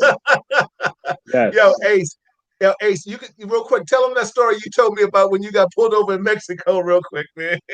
Oh man, that I was actually just sitting here thinking about something that you had just touched on. Then I'll give you the Mexico story real quick. Go ahead. Yeah, go ahead, brother. Rock on. Real quick. So I remember you had just mentioned a little while ago that when you get pulled over, cats don't know who you are, because when you pull out your information, it has your birth name. They're not checking for your celebrity. Exactly. Just like anyone can get pulled over, you're just another black man. You're just another black man. Yeah. Mm-hmm. So those of you that remember us, you may know my history. If not, you can go to YouTube and just put in DJ Ace, the Crowd Motivator. My EPK will show you my history. So those of you that follow Chris, and Chris is so legendary and did such a great job at Kiss FM. That was actually my first stomping grounds in professional radio as well. I did college radio. Yeah, we're gonna talk about that too. Yeah, I did college radio before that, but Jay Nixon Dixon and Vinnie Brown, of course, brought me in. Shout out to them brothers. Yeah. I mean, we could talk about that for days. Shout out to Daryl James, used to let me do the mix at 6. Woo! Yeah, it's crazy. That's where I met Biggie. I met Biggie up there, and of course, people know the story. I did the party where Biggie was shot. You could look that up on YouTube as well. Any documentary you see on A&E, they got the footage from me. I'm the only person on earth that has that footage. Right. But that's another story we can talk about. But anyway, getting back to talk about that too. Yeah, go ahead, brother. So, but anyway, just talking about being pulled over really quick, and they're not knowing who you are. This was when I was with Kiss, and they used to have a club in Brooklyn called the South Oxford Tennis Club. Yes, yes. In Brooklyn, you would remember that. You go over there now, it's like it's completely gentrified. It's totally gone. You would never know it was ever there. So anyway, I had just got off the air and I had my whole crew with me. I was driving a black SUV at that time. And, you know, I'm not going to lie. I was armed. Okay. So nobody in my crew knew this. So we go to South Oxford Tennis Club. They're having a big party. So I told my crew, yo, just chill. You know, I had on my KISS jacket, everything. I went in because I want to clear everybody. So I get inside. Everybody's, you know, going to get cleared. Party was popping, everything. We just going there to hang out. One of my guys comes running in. Yo, Ace, these undercovers are checking your truck. I run outside. They got surrounded. Truck is surrounded by undercover, right? Mm-hmm. And Bill, you'll attest to this. That task force doesn't exist anymore because your man De Blasio defunded that and took them off the street. And people hip-hop, yeah, exactly. People don't understand that cops that wear the uniform, they're not solving mysteries. It's the ones that was in those unmarked cars that are dressed like this. They're the ones that fight crime. They're the ones that run up and down the stairways in the projects. They're the ones that are chasing the drug dealers. Those are the ones that are solving mysteries and solving crimes. Okay, absolutely. The blue, the dudes in the blue, they come to your crib after you dead. Then they exactly. Yeah. Okay. So anyway, I come outside, all undercovers surrounded. They dress like us. They look like us. Just like us. My whole crew is up on each door. They don't know anything. The cops are in there with the flashlights, everything. I'm over there like, oh, because like, oh, because the hammer is in there. It's in there in a sock, black sock. They didn't see it. So I woke up to the car. I don't know that. If you have a minute, I can tell Siri we talk to her in a minute, yeah. Anyway, I apologize for that interruption. No, that's all right, brother. This is real talk. That's what happens with real talk. Everything is real. So let's get to the meat potatoes of this. So again, get the visualization. In front of the club, people are outside looking at this. They like, oh, I got on my KISS jacket, come outside. My whole crew, mad dudes like this. They're not worried. They're not worried because we didn't do anything. They went up to the truck because it was just there was a robbery, bunch of black dudes in a black SUV. We fit the description right away. Boom. Car doors open, everything. Soon as I roll up, I'm like, officer, what's the problem? They telling me what's up. One of the guys comes over and says, he sees my jacket. He's like, yo, you DJ Ace from KISS FM? Yo, I watch it. I listen to your show all the time. My dude, da da da da da. Yo, they don't worry about it. Don't worry about it. He all right. He all right. Exactly. I'm like this. Counting the blessings. What? Yeah. Yo, I know you. Go ahead. I know you were like, thank God there was a black officer on the set or a Latin or a white officer on the set. And Chris, I'm going to come to you after H finishes his story and see if you got any more stories like that. Go ahead. I got a million, but I'm not going to waste everybody's time with this. But one of the times when I was in Mexico, you told me that shit. Yeah, it was myself, Kid Capri, because Capri and I, I would always do a lot of gigs with him around the country and stuff. So we were down there. All other DJs from around the country, they were playing there. Daddy O's and all the clubs on the strip. Yes. So this was an off night. So I was off. So I was just hanging on the strip. And I was in one of the clubs and I was not a real drinker at that time. Yes. So I just went outside, and the streets were just flooded. So I was just hanging out, just observing. And this is late at night. Now, those of you that know Cancun and remember the old Cancun when it was fire, it was lit back then. Ooh. Exactly. They used to have vigilantes that would ride around with the shotguns. On their mopeds. And the little Suzukis. Yeah.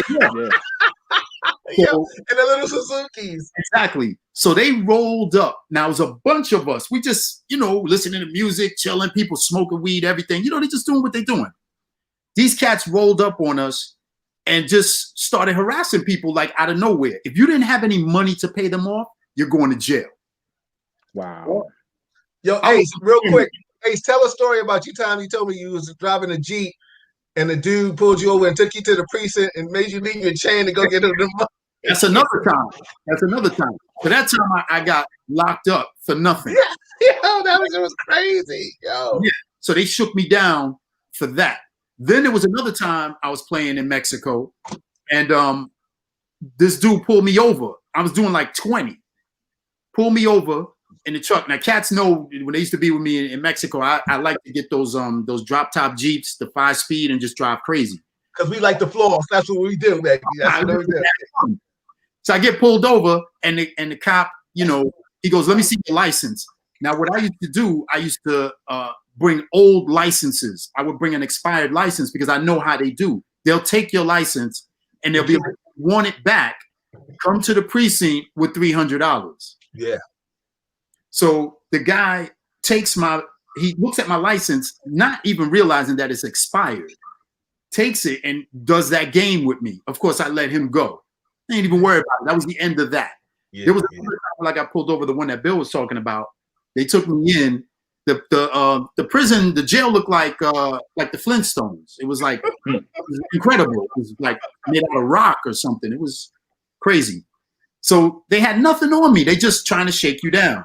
So I had a gold Cuban link and a matching bracelet. So they were like, "Yo, we'll let you out if you give us the chain." It's like, "Nah, man, I'm not giving it to you."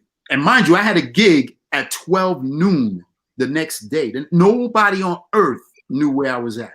Nobody. No. And this was before, you know, you could do anything with your cell phone. It didn't work in Mexico. Yeah, nah, exactly. I used to bring my crew out. We used to have walkie-talkies. All my crew, we used to have walkie-talkies everywhere we went. And so, you know, long story short, the morning came and now it got serious because I got to get out. So the dude was like, "Yo, what you want to do?" And I said, "You know, I'm not giving you this. I'm not giving you nothing."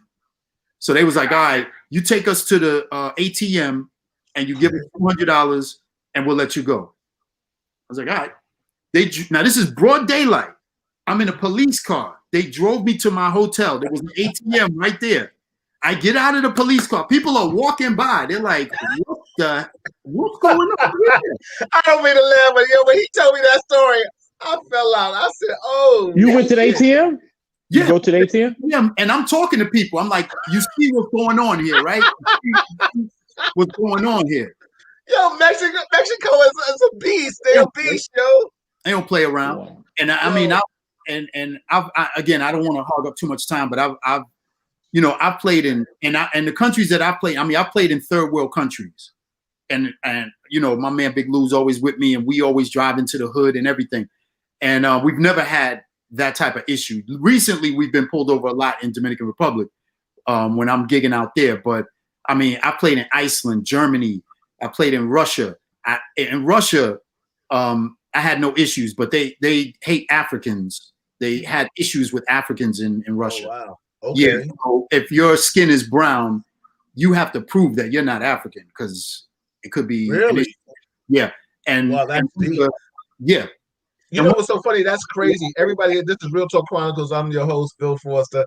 I got two legends in the game. I got the mixologist DJ Chris Love in the building. And I got the original crowd motivator, my man DJ Ace. Yo, we just chopping it up about life. That's what it is. Just real talk. When you come to me, it's always real talk. Yo, Chris, give me some insight. I know you played around a lot of places too, because the bottom line is I got nothing. I got nothing like that. Good. I was a resort dude. Okay. So I stayed on the resorts. I didn't venture out. Only one time when I went to Jamaica. Other than that, I was a resort dude. Well, that's a beautiful thing. I didn't have no issues. That's a beautiful thing. Chris, let me ask you a question, and Ace, I'll ask you this because we'll go both. Both of you guys played for radio stations. So, Chris, did you just play for 98? Or you played? Okay. Ace, who did you play for? You played for both of them, right? Right. Well, I started college radio. Then I went to 98.7 KISS. Then I went to BLS. I was at BLS for 4 years, and then I went to Sirius for 7 years. So I did about 14 years of radio. Awesome, beautiful thing. Let me ask you a question, guys. And Ace, Chris and I was talking about this earlier, so maybe I'll come to you and then I'll go defer back to Chris. You've done parties. I know you have, because you know, you not that you became a promoter, but you know, and shout out to Team Ace. I am a member of Team Ace back in the days, you know what I'm saying? Real talk. And shout out to the Dancing Machine. She's in the building. She had to show me her jacket when she had the Team Ace jacket on. I get it exactly. You know, she loves her brother Ace. You know what I'm saying? It is what it is. But when we talk about promoting, you know, when you transitioned a little bit, I know you started with your birthday, because that's always a paramount for anybody. If you can't bring anybody out for your birthday, then you're not a promoter. And well, first and foremost, if you can't bring anybody out for your birthday, then you're like a loser. You know what I'm saying? like I mean, real talk. Like, no disrespect to anybody out there, but you know, that is a great venue for a promoter, and it's a great venue for a DJ to do anything. So I'm going to ask Ace, and then I'm going to go to you, Chris.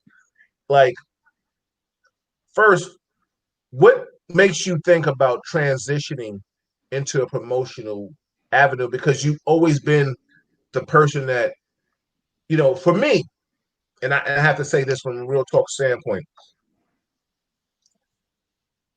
the DJ added maybe 20, 15% of me. I already had my crowd.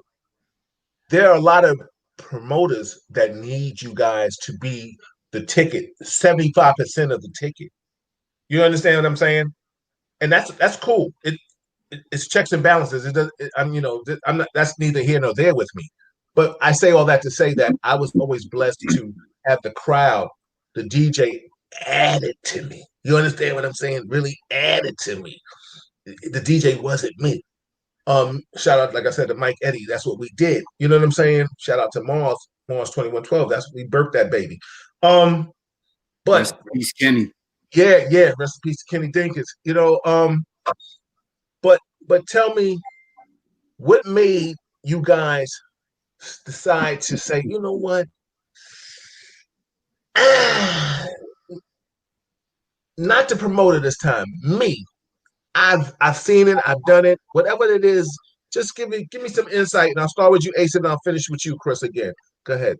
Okay, so I want to truncate this as much as possible because I don't want to be too lengthy. But first off, I want to give props to Chris and E. Kim Super Tracks, because did we talk about that, right, Chris? How you talking about that? I'll get into my spiel. Yeah, always reached out to me, man, and this is DJ love, because DJs are like a frat. Okay, it's like an extremely large frat. Name brand cats know each other. Yes. Okay. Yes. It doesn't matter what city or state you're in. They know who you are. Absolutely. Okay? And when Chris started doing a lot of promotion, see, the best thing as a DJ is to work with another DJ, because DJs, they're not going to short your bag. Okay. The DJs know what time it is. So they're not going to short your bag. Okay. Chris, you all right with your audio? Because I want to give you all your props, but I want you to hear it. Chris, you good with us? No. Hold on. All right. I see you adjusting it. Go ahead, baby. Chris, you good with your audio?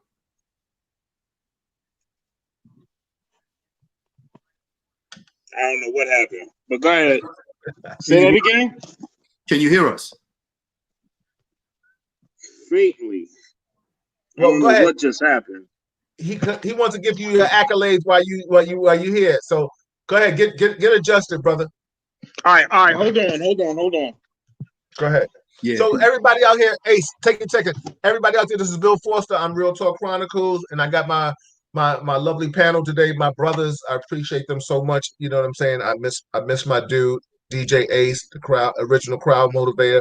We go back. We are not just friends. We are family. You know, when we reconnected the other day, and then when I say reconnected, I just mean we finally reached out and talked to each other.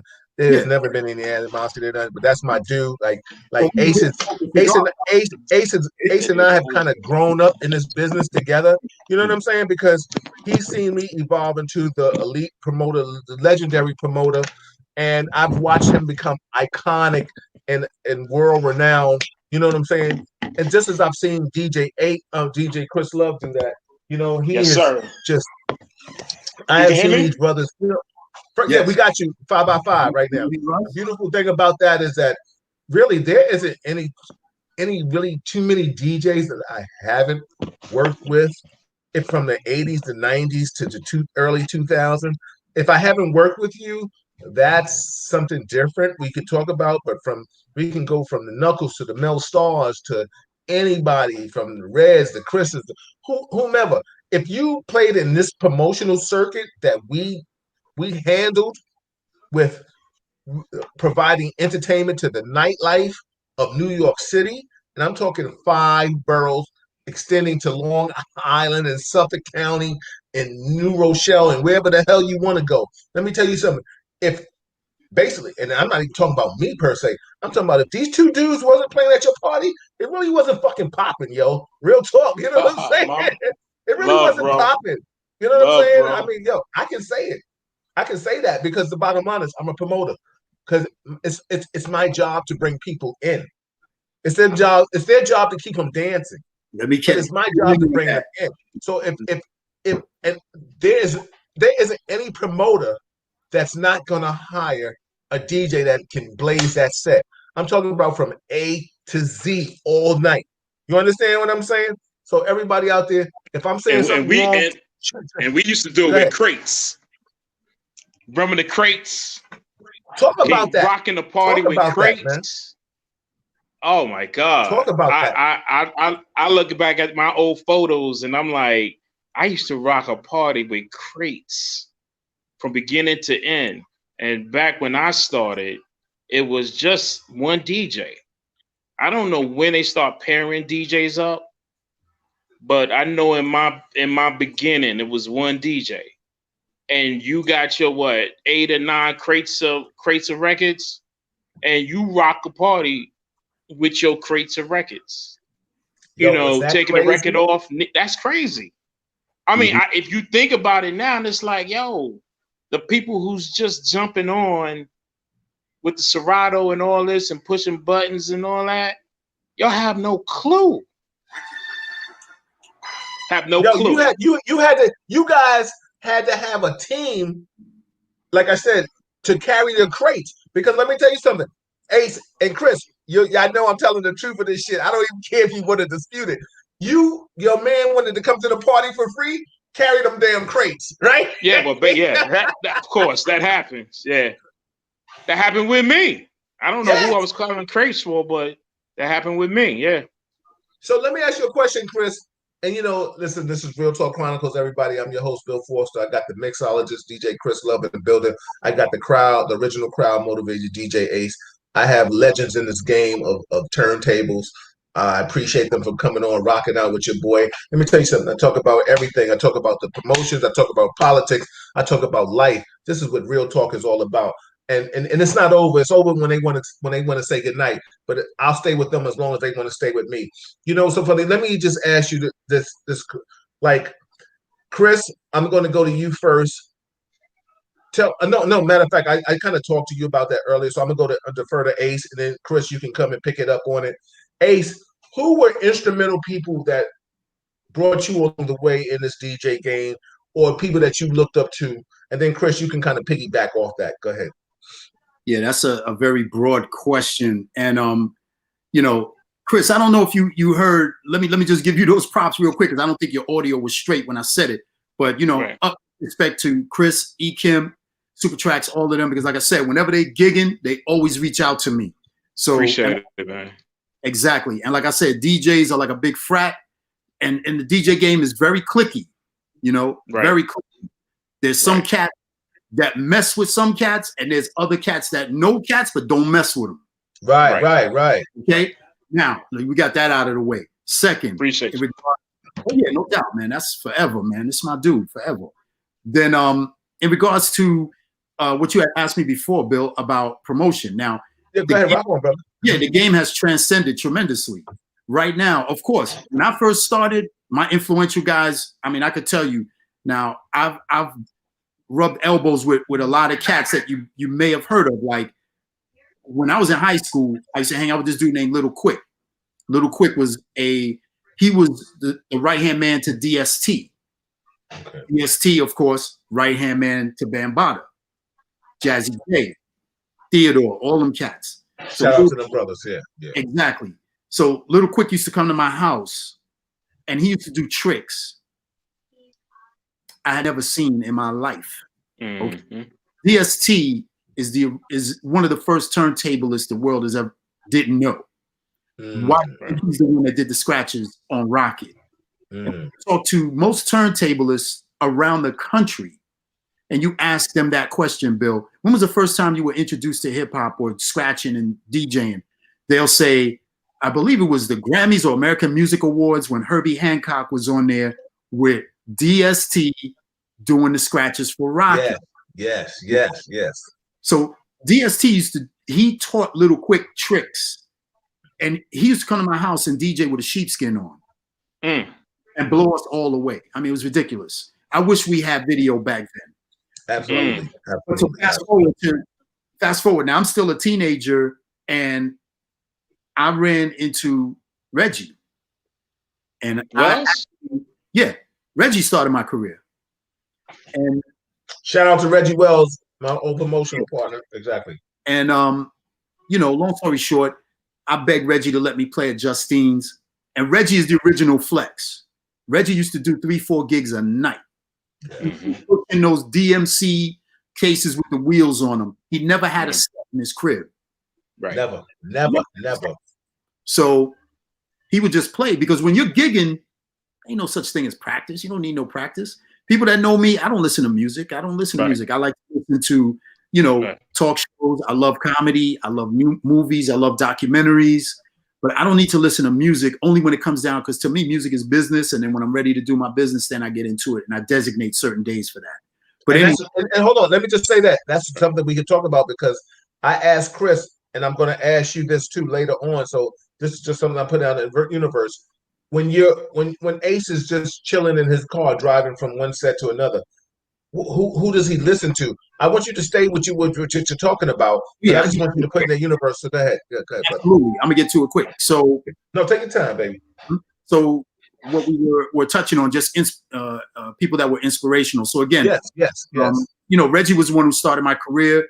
He let me play at Justine's. I'll never forget it. And when I got off the set, he said, in the Reggie Wells voice, you did all right. Shout out to Reggie Wells, my man. Exactly. Reggie, where are you? I'll bring your ass in right now. Exactly. So luckily for me, Gene Pendergrass and Herman M, rest in peace to Gene Pendergrass. Exactly. Yeah. They happen to be there. And I'm telling you, Reg had so many gigs, didn't even matter. He was like, yo, let me introduce you to Gene. Gene was standing there, and they were major players in the game at that time. And Gene was just like, yo, what you doing Saturday? I said, nothing. He was like, yo, come down to Les Mouches. And that was the beginning. And from that point, and see, the game was totally different back then. And I never want to speak on certain things, because the way things are now, you can go to Best Buy, you can go to Guitar Center, buy you a little $250 controller, get you a Mac, go to the iTunes store, load up, and the next thing you know, you gigging. Wasn't like that back in the day. It wasn't like that, because there was a handful of cats that was gigging, and you can look it up. There was a handful, and there was a lot of cats that was on the outside of the rope. Right. So, and no disrespect to anybody, because everybody has to start somewhere. Right. Right. Everybody has to start somewhere. But the way Chris did it, the way I did it, the way many DJs that have tenured themselves in this game and paid their dues, we did it the different way, and it was hard. It was hard because there was no internet, there was no social media, none of that. Okay, I traveled. I did, like I said, I played in 14 countries, and most of them with no visual. So the people that were booking me, they didn't have no YouTube to look at. They had to come here and see me, or they had to hear about me or something. I didn't have an album deal. So you had to be traveling on skill level. And that's the way it was back in the day. So, you know, there were a lot of DJs that I looked up to, but the main cats, Reggie started me in the game. Then I tailored myself after Clark Kent, Flex, and Capri. Yeah, shout out to Clark Kent, Flex, and Capri. Real talk, bro. Right, because they all had staff. And what Clark told me years ago, and I followed the rules, he told me something that was kind of wild, and I didn't understand it at first, but he said, when you roll up on the spot, let your staff handle everything, and then you come in. Don't travel with them. Don't travel with your crew. I was like, wow, that's on some superstar stuff right there. But he's a superstar. He was producing everybody. Right. He was getting it, and he was killing parties. So I said, this must be the formula. So that's what I did. I bought a vehicle for my team, created a team, and we used to do R&B parties looking like this. And promoters were mad at me. They were mad. We were doing, back in the day, you had to dress. You had to come to the party dressed. You had to be dressed. Yeah, we spoke about that, right, Chris? Yeah. You had to be dressed, which I have no problem with. I have no problem with that. You know, I'm not talking about now, but back then, you know, I had no problem. Right. But when you're hot, and Chris will attest to this, when you're hot and you're kind of feeling yourself and you're out there and you're gigging crazy, you're booked like beyond. I mean, I had to leave my job. Bill knows I have a banking background. I have a corporate background. Right. I had to leave my job because the gig game was just getting out of control. I was traveling, it couldn't do it. So eventually I went back, but you know, still it was just crazy. But you know, like I said, those guys were inspirational. I watched the way they did their thing. I watched their crew. I used to watch Flex. Flex actually had armed security. And I had that for a little while. Yeah. Yeah, so I went the full gamut, everything. We went merch, vehicles, everything. Then I had full management. I had road manager, everything. And, you know, this is something that DJs nowadays, they will never know what it was like. Never. In that time, in the 90s. Never. All you have to do is look at the videos. Look at those Hype Williams videos. Woo. 90s. Look at those Biggie, those Puff Daddy videos. You think those were $100,000 videos? Nah, not at all. Those were big budget videos. Trust me. The game, the money game was ridiculous. The bags were totally different. The dollar was a lot different. And back then, DJs got paid their worth. Okay, that's to be a full-time DJ. And touching on what Bill was talking about, just to fast forward real quick so I can let Chris. No, go ahead. In regards to promoters who need DJs, the game has completely turned around. Now, first of all, Chris has become a full-fledged promoter. He don't even need the DJ anymore. He needs to stop that nonsense. Exactly. Bags. Yeah, exactly. Yeah, you carrying that bag, Chris. You carrying that bag. Okay. Now, during this era in the 21st century, promoters are not all, some, maybe these new cats, they looking for DJs that can draw. They looking for DJs that have a following. They're not, it has nothing to do with skill level. No. It has nothing to do with your resume, your bio. It has nothing to do with that.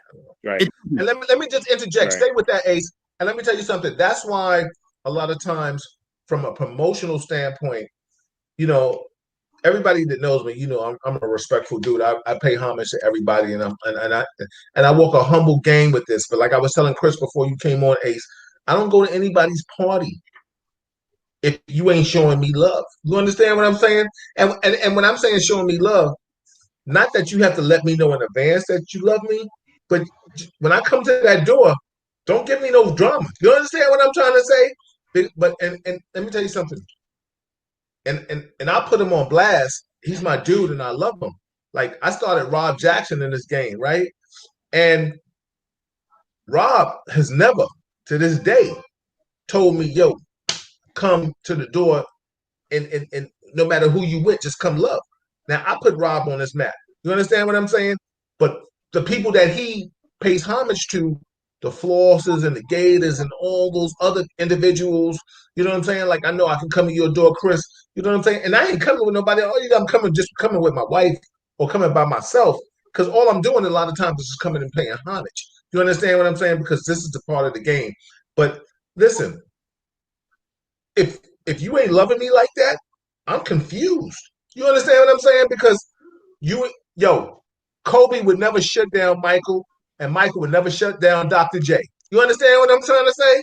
Of course. So I don't give it. So when that's why I love the DJs that you guys have evolved. Shout out to like Lady D Wells, because when she started evolving into this promotional game, because you show promoters that you don't need promoters. Because the bottom line is promoters, what are you doing? You know, like, it confused me when I see a promoter have go and they'll shout out to One Fish, Two Fish. Everybody know I did that. That birthed that baby crazy. That was my thing. Shout out to promoters that did things. And I only did One Fish, Two Fish because I wanted to give my people a little break from the Mars 2112s, the high-end events, the hotels and things like magnitude. But I say all that to say that when I started seeing promoters do bars and charge you to come into a bar, and I was like, it took like 5 of you to get 50 people. I was like, oh, this is different. So me, outside of the box, sitting on the ledge, looking down at the DJs, I see why y'all went so low. Because y'all didn't need to listen. If you're drawing the crowd and the promoter is nickel and diming you for something, and he can't draw without you, you're the attraction. You're the attraction. And respect to you guys that have always been professional in your game. Let me tell you something. I love you guys. I can sit there and dance with you guys all night. I have a certain admiration of professionalism with you guys. But from our era, I tell people all the time, it's just like when I talk about New Edition, I say that's the one group that transcends all walks of life. My parents knew who New Edition was. I knew who New Edition is. My children knew who New Edition is. That was like, and that's what you guys are. Like, especially you two. You have touched so many different walks of that life that people have to know who you are. If you ain't go to a club and pay your money to get in, and you didn't hear one of these two dudes right here, you wasn't at the right spot. I'm not saying that the club wasn't hot, but you wasn't at that spot. You know what I'm saying? Thanks. This is Real Talk Chronicles, everybody. This is Bill Forster. I'm your host. I got the mixologist DJ Chris Love in the building. I got the crowd motivator DJ Ace. Shout out to everybody that's chiming in. Yeah, Howie D is in the building. What's up, everybody? We love you, man. I want to ask you guys a question in regards to where you are now. Chris kind of holding it down for you, Ace, before you chimed in. I know you was doing what you had to do, and shout out to these two brothers that came on and gave me love on the Real Talk Chronicles aspect. Maybe I'll bring some other people and some other DJs, but you guys, once you on Real Talk Chronicles, you're always welcome back. All you got to do is just say, send me the link, and you can come in no matter what we're talking about. So I say all that to say, like, where do you see like the next wave? Like, do you see us coming out of this and going back to what we used to have? First, the game has changed a lot from what we used to promote in parties.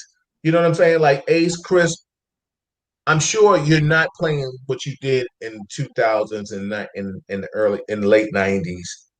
And I'm sorry to hear that. You know what I'm saying? Like you said, birthdays and other things contribute to that. But tell me, where do you see when we come out of this pandemic, where do you see this party scene going? Where do you see your profession at? Chris, I'm gonna start with you and Ace Piggyback. I'm just gonna slide to the right for a second. But Chris, go ahead and chime in and talk as long as you want, and Ace Piggyback. I'll be back before then. But just go ahead, chop it up, brother, with me. You know? I think once the pandemic is over, not only would it go back to being normal, but I think it's going to be over the top. I really do. I really think people, because I get phone calls all the time, people are hungry to get out from their home and doing home stuff or being around their family so much, and yes, people now miss the atmosphere of an event. Of I posted a couple of we almost in the month of December. This year I would have been doing my normal December event, and you got so many people that reached out and was like, damn, wish, what we gonna do for our birthdays? What we gonna do for our birthdays? And it's good that they're contacting me, but I truly believe in 2021,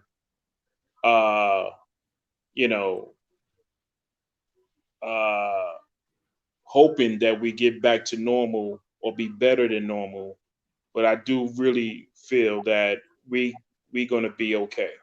We just taking a couple of punches to the face right now, and I truly believe that 2021, everything gonna start opening up around probably before July. Just my opinion. Just how I see it. Especially with this. Not saying that I'm taking this not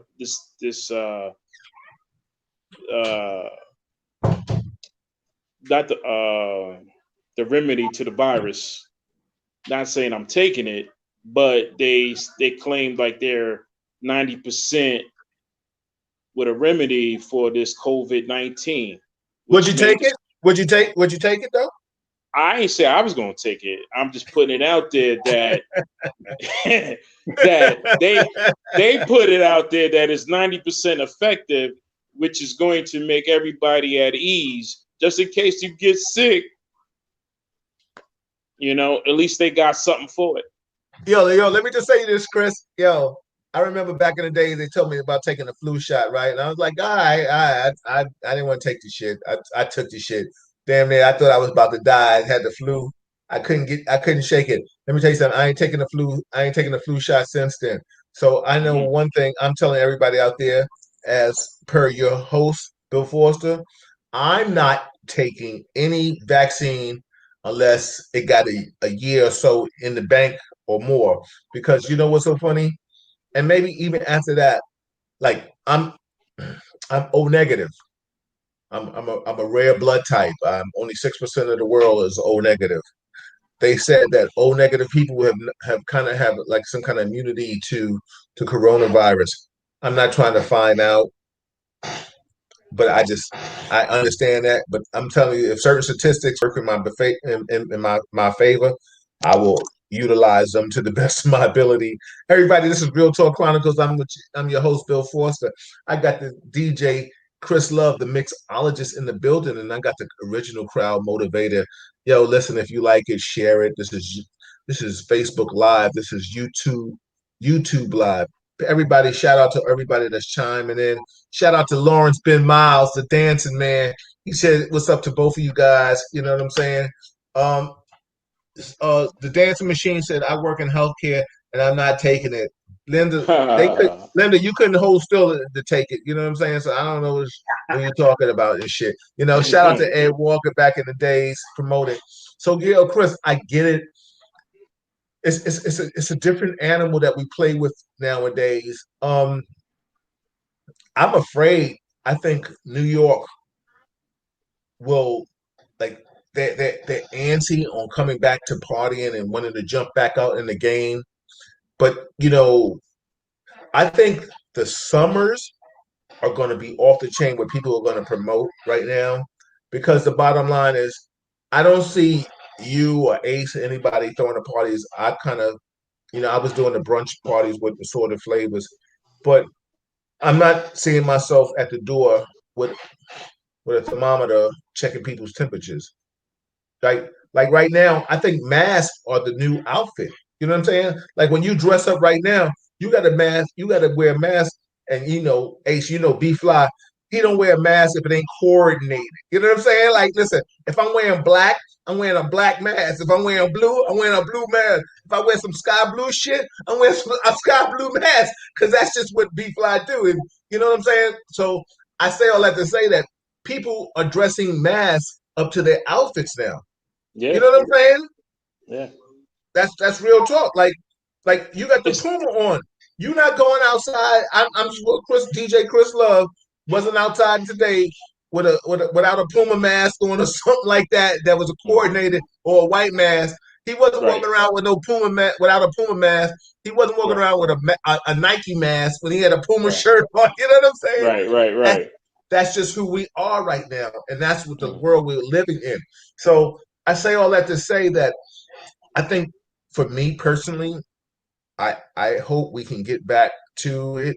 And Ace, Chris and I was talking about it before you came on. We could talk about, what you thought about but the thing is, I personally hope that we can get back to some kind of normalcy where we can feel comfortable in doing what we did as people. Like, I want to be able to see Chris, and I want to be able to see Ace and give you pound without extending the elbow or the dap, because that's where we are now. You understand what I'm saying? Like our kids now are learning to wear a mask. Like, we never understood that. Go ahead, Chris. Ace, it seemed like you wanted to say something. You want to chime in real quick? Ace, go ahead, bro. Well, 45 was going to clear that up for you. So yeah.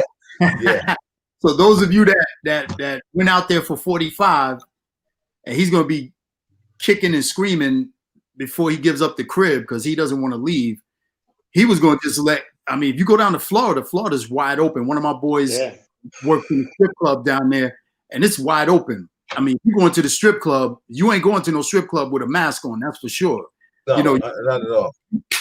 You out there like that, man, you paying hard-earned money. Nah. It's got to be real. It's got to be regular. So 45 was going to do that for you. He was going to turn the whole country into Florida. Right. So props to the Biden-Harris ticket, of course. They're going to change the world. They're going to change the game, hopefully, quickly. Bring it back to some kind of some humanity. You know what I'm saying? Yeah, that's what it is. They're going to have people acting like humans again. Yeah. Ace, let me ask you a question. I asked Chris this. What do you think? Do you ever think it'll get back to the way we promoted DJs back in the days? I don't think it's going to happen quick. I think, first of all, you got to get a vaccine, and the vaccine has to be proven. It's got to be a type of vaccine where you can go to Dwayne Reed and scoop that boy up for $15. Right. Take a pill or, drink the liquid, and 3 days later, you good money. Right. Get you like some Bengay or some black seed or whatever, some shit. Yeah, right. Exactly. You're going to have to have something like that that's guaranteed, where people are not nervous about getting it. Right. So that way, oh, I got it. Let me just shoot over to Dwayne Reed and get this thing. Because now you got travel bans. You can't go to certain countries. You can't come back. Cuomo's out of control with his travel ban. I went to the moon, and he says I can't come back. You know what I'm saying? It's out of control. You got to come back in an astronaut suit, a hazmat suit. You cannot live life this way. But then again, you have to be protected. So masking is mandatory. It's paramount. But Ace, let me ask you a question. I was talking to Chris earlier, and he was saying how he lost so many gigs in 2020 due to this COVID aspect. What about your schedule? How did it affect you? And what do you think about? Do you think they're going to reinvent?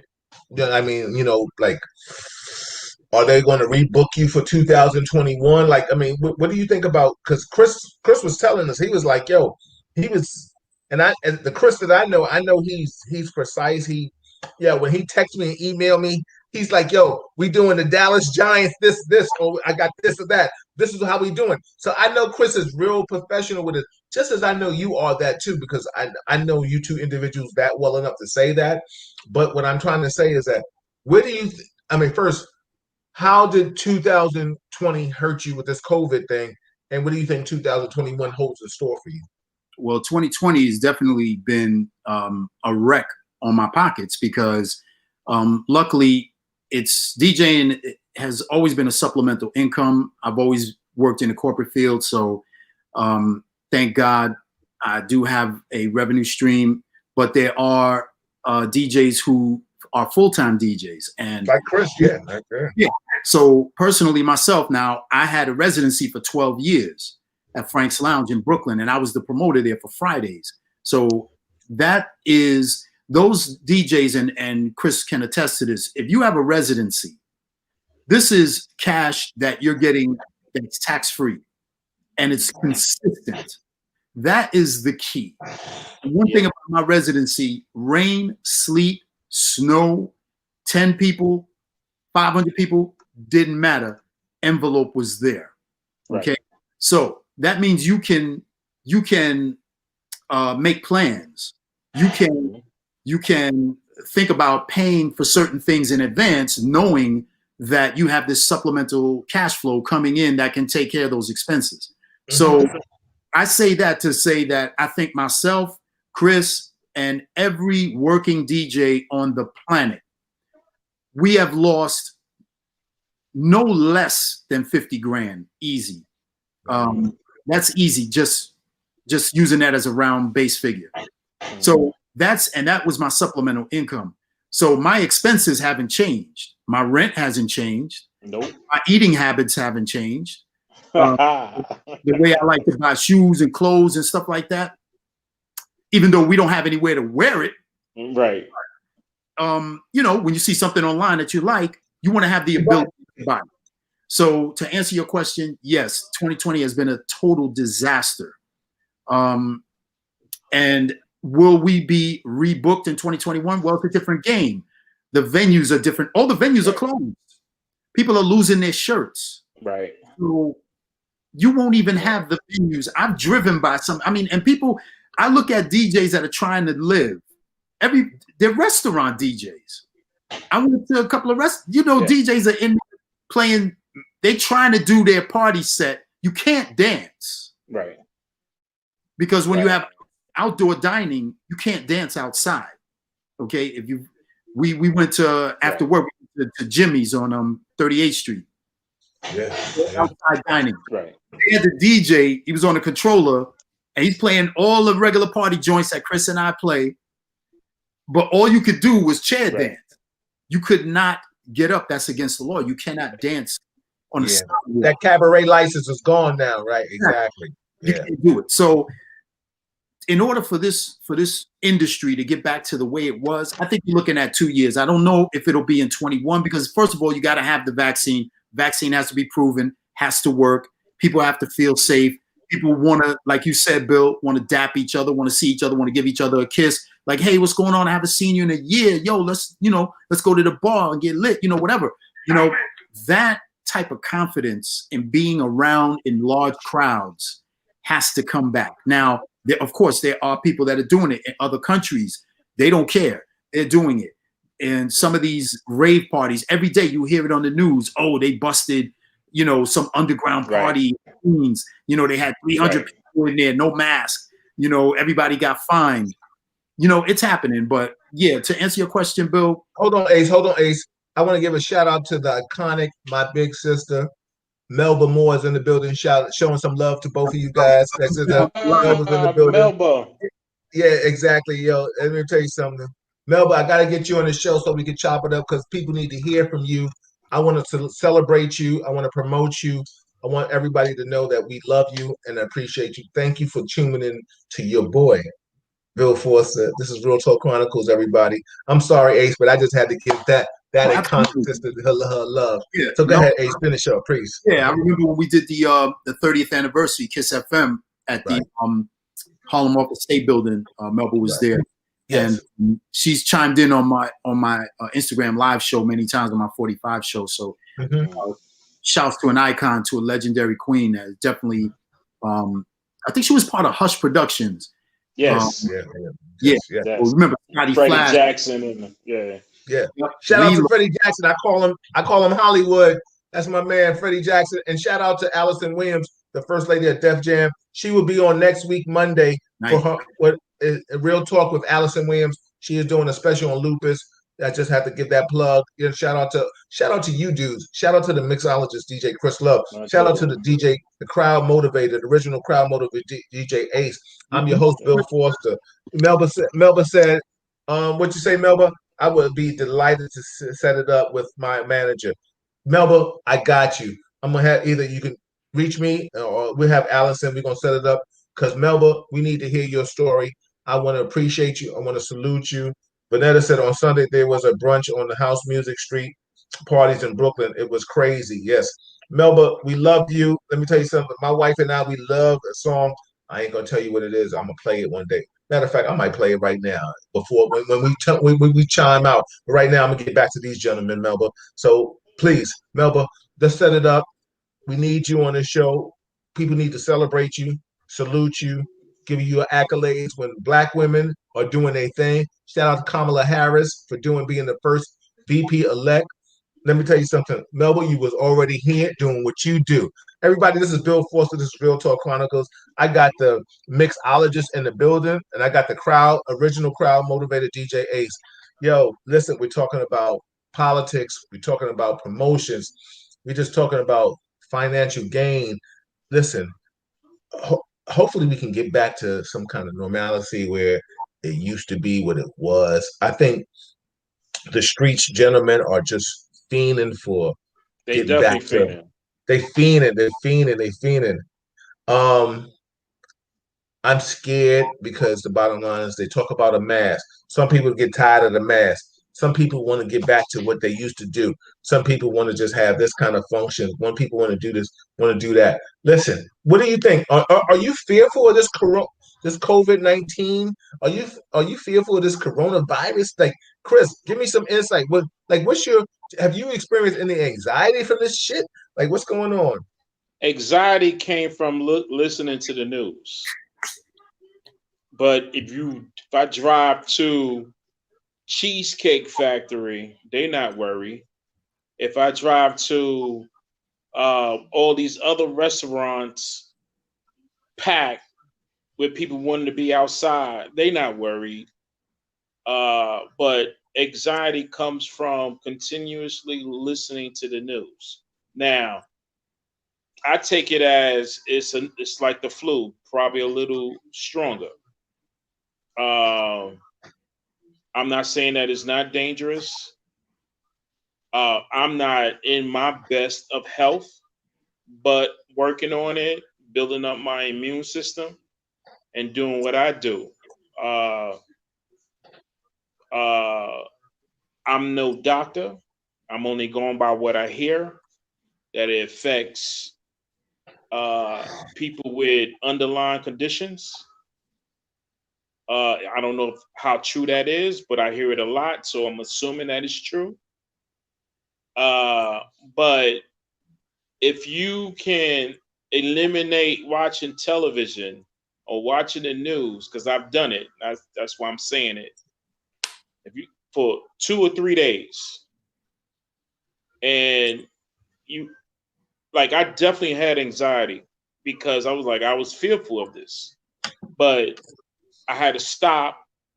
2 or 3 days, I went about my business, whether it's on my music or taking a walk or shooting some basketball or whatever it is. And I totally don't think of it. Of course, when you got to go in the store or something, you got to put a mask on. You go in the supermarket, you got to put a mask on. If I'm out there shooting hoops, I come back home. First thing I do is wash my hands, wash my face, and that's it. God, thank you. Thank God that, I've been blessed not to have no symptoms. and don't want no symptoms. But, you know, anxiety comes from listening to media put fear into people. My opinion. Absolutely. Ace, what's your take? Yeah, totally agree. Piggyback on what Chris was just saying. You know, the media, of course, is going to excite the masses. You know, that's their job. You know, that's how you get ratings. You have to say things, you know, that are, you know, could be bending the truth, but you have to make it excitable so that way, you know, people are viewing. If you're going to just spew stuff that's, you know, deadpan, nobody's going to be checking for you. So me personally, yeah, I guess I don't really have a real fear of COVID and Corona, whatever you want to call it. I don't have a real fear of it because if you don't have any underlying conditions, you should be able to get over it. And if you look at the statistics, most people do recover. Your boy 45 said that kids are immune. I don't know where he's getting his facts from. But, yeah, exactly. Yeah, he said, you know, kids are basically, you know, they just get it and shake it off. But again, if you don't have underlying conditions, you don't have diabetes, you don't have high blood pressure, you know, things like that, you should be able to get over it like a flu. I think it's much deadlier than a flu. I don't think we should sleep on it, but right. I don't want to live my life in fear. I still have to go to work. You know, I work in the office 3 days a week, and then I work at home 2 days a week. So, are you considered an essential employee, Ace? Yes. So, and that's why when everything got shut down, I was still going to work. But I was off mass transit for about 6 months continuous. And then something happened and I had to take the train to work, and I worked right in Midtown. And it was weird. You know, it was, I mean, I felt super cautious, you know, masked up, gloved up, everything. I didn't want to touch anything. Everybody was, you know, super cautious of everyone. So after that one time, I went right back to driving again. So, you know, I don't care the fact that I have to, you know, pay for parking. I'm going to have to drive, man. But yeah, exactly. Yeah. Answer your question. No, I'm not really, I'm not going to let the vid control my life. But I will adhere to trying to wear a mask around crowds when I'm in public. You know, then I'm going to have to do it. And with the winter coming, that outdoor dining, because really that's all we have right now is now to eat. I mean, that's basically what we could do. The movies are not popping. There's no club game. So indoor dining is going to have to be paramount soon. I think they extended outdoor dining all the way into next year, I know. So, but trust me, I'm not sitting outside in 10-degree weather to eat no chicken wings. Yo, Ace, I know you like to eat, but I know you wasn't doing no shit like that, brother. I'm not doing it. You know, you'd be better off just going to the supermarket, go home, and cook your own food. Exactly. Get the Robert Irvine on, man. Because yo, everybody, that's DJ Ace, the crowd motivator. I got the mixologist, DJ Chris Love. I'm your host, Bill Forster. Shout out to everybody that's chiming in. Of course, shout out to the queen, the legendary, iconic Melba Moore, just chopping it up with you. Vanetta said that there's a lot to, I can tell you about COVID and how it can shut down your system. Your I ain't got my glasses on, so give me a second, y'all. Shut down your system down. It attaches itself to respirators in your body that can affect your liver, kidney, and your nervous system. The media is not giving us the total breakdown. I have to know because of my business. It's crazy. Wow. Shout out to my cousin Kebra in the building. E-double. I see you, everybody. Vanetta, I see you. You know, seniors, people, pre-existing conditions are more so get sick and unfortunately die. J-Lo, I worked through this ordeal. I know you did. I'm gonna get a corrections segment on with that. Shout out Wayne. I see you, brother. Shout out to everybody that's chiming in. Yo, this is Real Talk Chronicles. I'm your host, Bill Forster. I got the mixologist. I got the crowd motivator. We talking politics. We talking about promotions. We talking about just life. We talking about what it's like to be a black man. And yo, Chris, I'm gonna come to you on that. let me ask you a question. Tell me what you feel like being a black man in America right now, man. And then I'll Ace you piggyback on that, man. Wow. Yeah, that's what I do, baby. It's real talk, baby. I ask the real shit. You know what I'm saying? Well, you know, black people have always had to do everything 100 times harder to get to be on the same level as the white counterpart who have a high school diploma. You know what I'm saying? To get, I mean, my opinion of it. I'm not. This is not facts. This is just how I vision it, how I see it, what's in front of me, what I personally dealt with in life. You know, we're not. You know, when will we be treated equally? Period. And number two, when will the judicial system treat us just like everybody else? You know what I'm saying? And those are my two issues with not just being a black man, but whether you're a black woman, a black child, or whatever. We have two major issues. You know, that paycheck is one, and the judicial system is number two.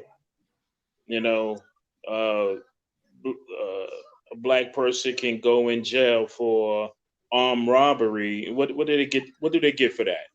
Armed robbery is what? I don't know the actual date, the statistics on that. Excuse me, for that kind of time frame. You know, we would have to go into the judicial system to feed. Like, give me an assumption, approximate. Oh, armed robbery, maybe let's say 3 to 5. Okay, so 3 to 5. That's what probably the white guy would get. Now, no, he might get 1 to 3.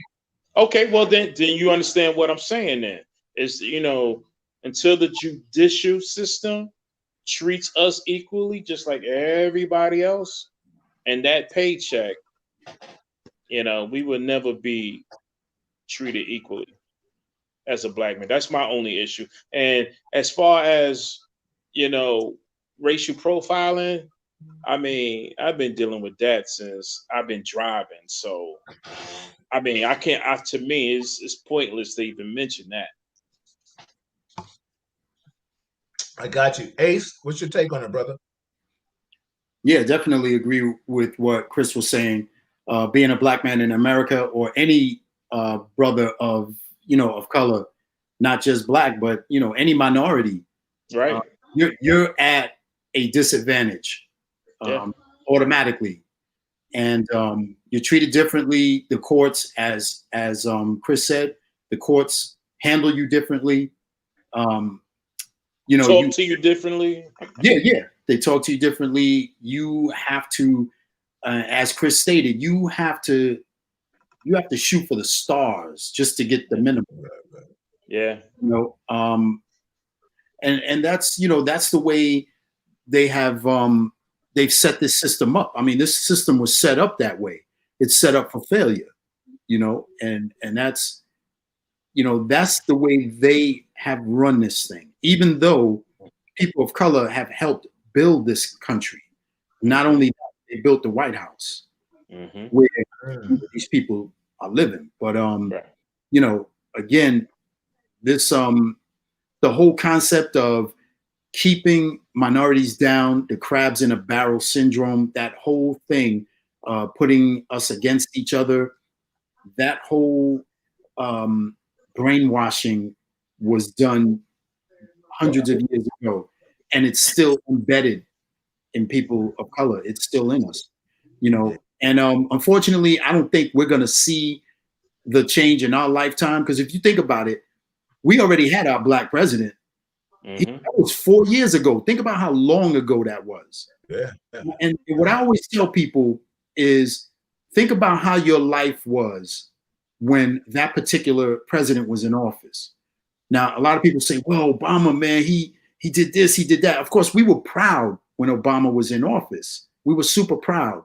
We may not have been checking him 100% to see exactly what he was doing, but it didn't matter because we were like, yo, we got a brother in the office. That's all that matters. That's all that matters. Yeah. And now it's 4 years ago. Let me ask you a question, Ace. What did you think of Obama? And Chris, I'll ask you the same question. Well, I like I said, I look at it like this. I tell people, look at your life when that president was in office. When Clinton was in office, how was your life? When Bush was in office, how was your life? Right. When Obama got in office, how was your life? Now, Obama took over, excuse my my language, he took over a shit show.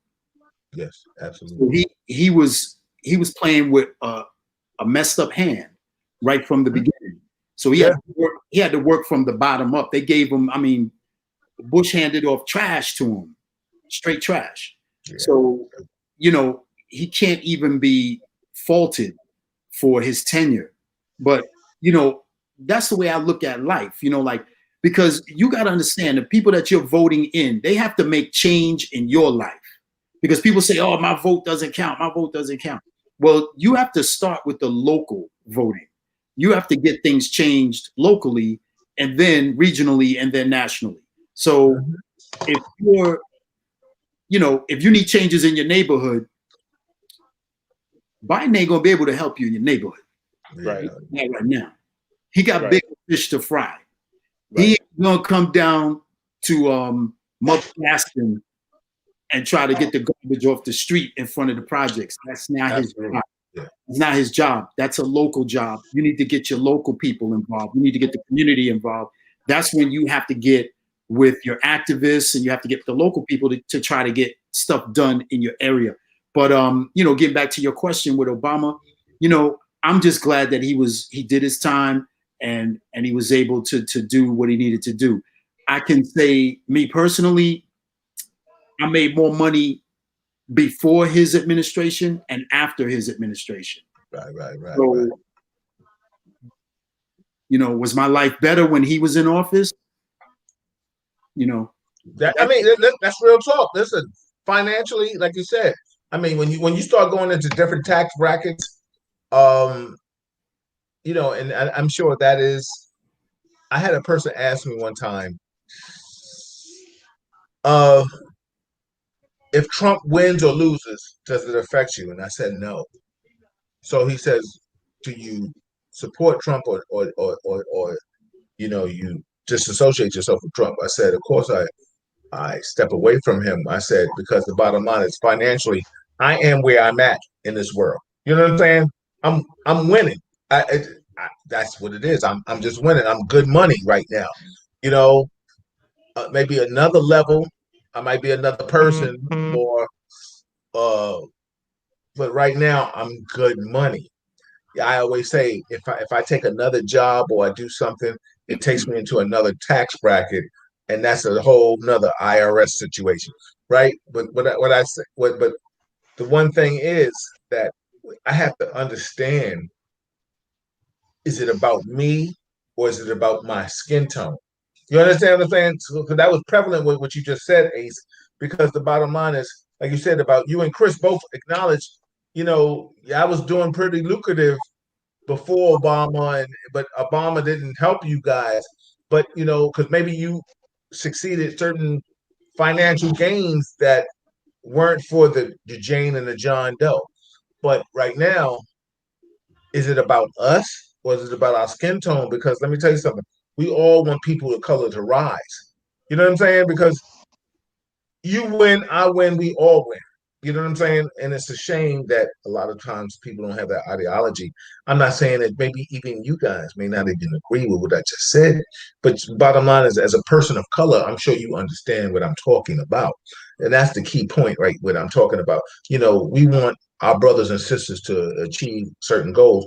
You know, let me ask you a question, and I'll go with you, Chris, and then I'll come to you, Ace. You know, what about the lawlessness that has been happening in our communities lately?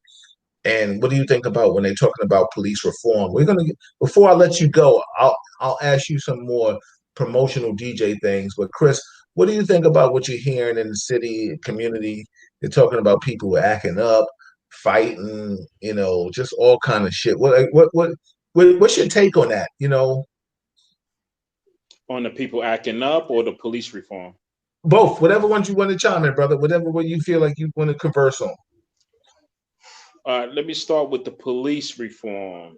I'm not that educated on what they're subtracting from the police to do their job. I do know the police are needed in all communities because, there will always be some type of crime somewhere. Absolutely. And the last thing I need is somebody to, if my mother want to go do her daily walking, is, I don't want nobody approaching my mom's for nothing. You know what I'm saying? Absolutely. So, she's an older woman. She loves to get out in there, exercise, and, I'll be concerned, and I want to make sure there's police around just in case anything happens. So I'm not totally educated on the police reform situation or what they subtract, but I definitely know that we need the police to continue policing our communities. And Chris, let me just say this. I so appreciate you for saying, it takes a real man or a person to say what they're knowledgeable on and what they're not knowledgeable on. I think a lot of times I look at a fool when he tries to speak about things that he doesn't know. You know what I'm saying? So right. I appreciate you so much, brother, for just saying that because the bottom line is I can't hold anybody. There's anybody, and I'll be the first one to back you up, that try to hold you to the gamut when you say, yo, that's not my forte. You understand what I'm saying? Because the one thing about Real Talk Chronicles, and Ace knows this and you know this, I'm gonna talk about everything. You know what I'm saying? So the bottom line is I want to show the world that you're just more than a DJ. You're a human being, you're a man. But the bottom line is how you make your money. We can always go back and elaborate on that situation. So Chris, I appreciate when you say that word, because that is the most humane, that shows humility. And anybody from martial arts standpoint knows that the white belt is about humility. And anything that anybody can always say is the humblest thing that I don't know. So I respect and appreciate you that. And I think that it means the world, and I'll bring you in, Ace, on that, because, give me your insight on that, because I know you and I have talked about that in a whole different aspect. But what's your thought process on what I just asked Chris? I know the first part of the question was something else. You said the second part was the police reform, but you had asked something else before that. I was just trying to remember. Well, it was just we were just talking about how do we feel about certain things, but we'll stay on the police reform. Okay. In regards to what do you feel about how that has manifested who we are as people? Do you feel like that is something that is proactive? You know what I'm saying? Is police reform proactive in your ideology right now? We'll stay on that topic right there with you. Mm-hmm. Well, yeah, I agree with Chris. I think especially in urban neighborhoods, man, we need policing. Especially in our inner cities and in my city, in our city. We want our city to be safe. You don't want people breaking into your car, breaking into your crib, rolling relatives, rolling up on your girl, your kids. The gang game is crazy. Especially I just refreshed my memory. I was asking you, what did you feel about the lawlessness that was happening on in the inner city? Yeah, right, exactly. So, again, and just like Chris said, we're not NYPD, so I'm not privy to a lot of the information that, that guys on the job know. So we only have opinions. We can only go by life experience and our opinions. And to me, you must have policing. I just think that what de Blasio did and his constituents are just completely deplorable, man, to take the task force off the street. I know Cat didn't want that stop and frisk, but well, I'm going on record, and I'm gonna tell everybody. I felt stop, question, and frisk was a vital asset to policing. I just think it was wrong. I think stopping DJ Chris Love and DJ Ace was wrong. Stop the dude that's on the corner for 12 hours. You understand what I'm saying? Like, don't stop the dude that's coming home and he's working, and because he's coming home at 3 a.m. and he got a hoodie, don't stop me, B. You understand what I'm trying to say? Because I can say this, I've been pulled over. And because I have the card that can get me out, and all due respect to that name, but you know, I had the card that was able to move the crowd. You guys don't have. Ace, you may have had something to pacify. Chris, you may have had something to. But what I'm saying all that to say is that it is sad that we have to get pulled over and go to the stop, question, frisk when we're not the problem. And I think this is what happens when I say about in lieu of law enforcement. Start picking on the people that deserve to be picked on. Don't pick on the people that don't deserve it. Let me tell you something. You and I got all of us here. I'll speak for myself. I'm in my 50s. I don't know how old you. I know how old you guys are, but I'm not saying how old you are. Listen, we are not out here doing Pookie and Ray shit. You know what I'm saying? We out here doing Chris Love, DJ Ace, and Bill Foster shit. And with that being said, stop the nonsense. You understand? So that's where stop, question, and frisk was abused in our regards.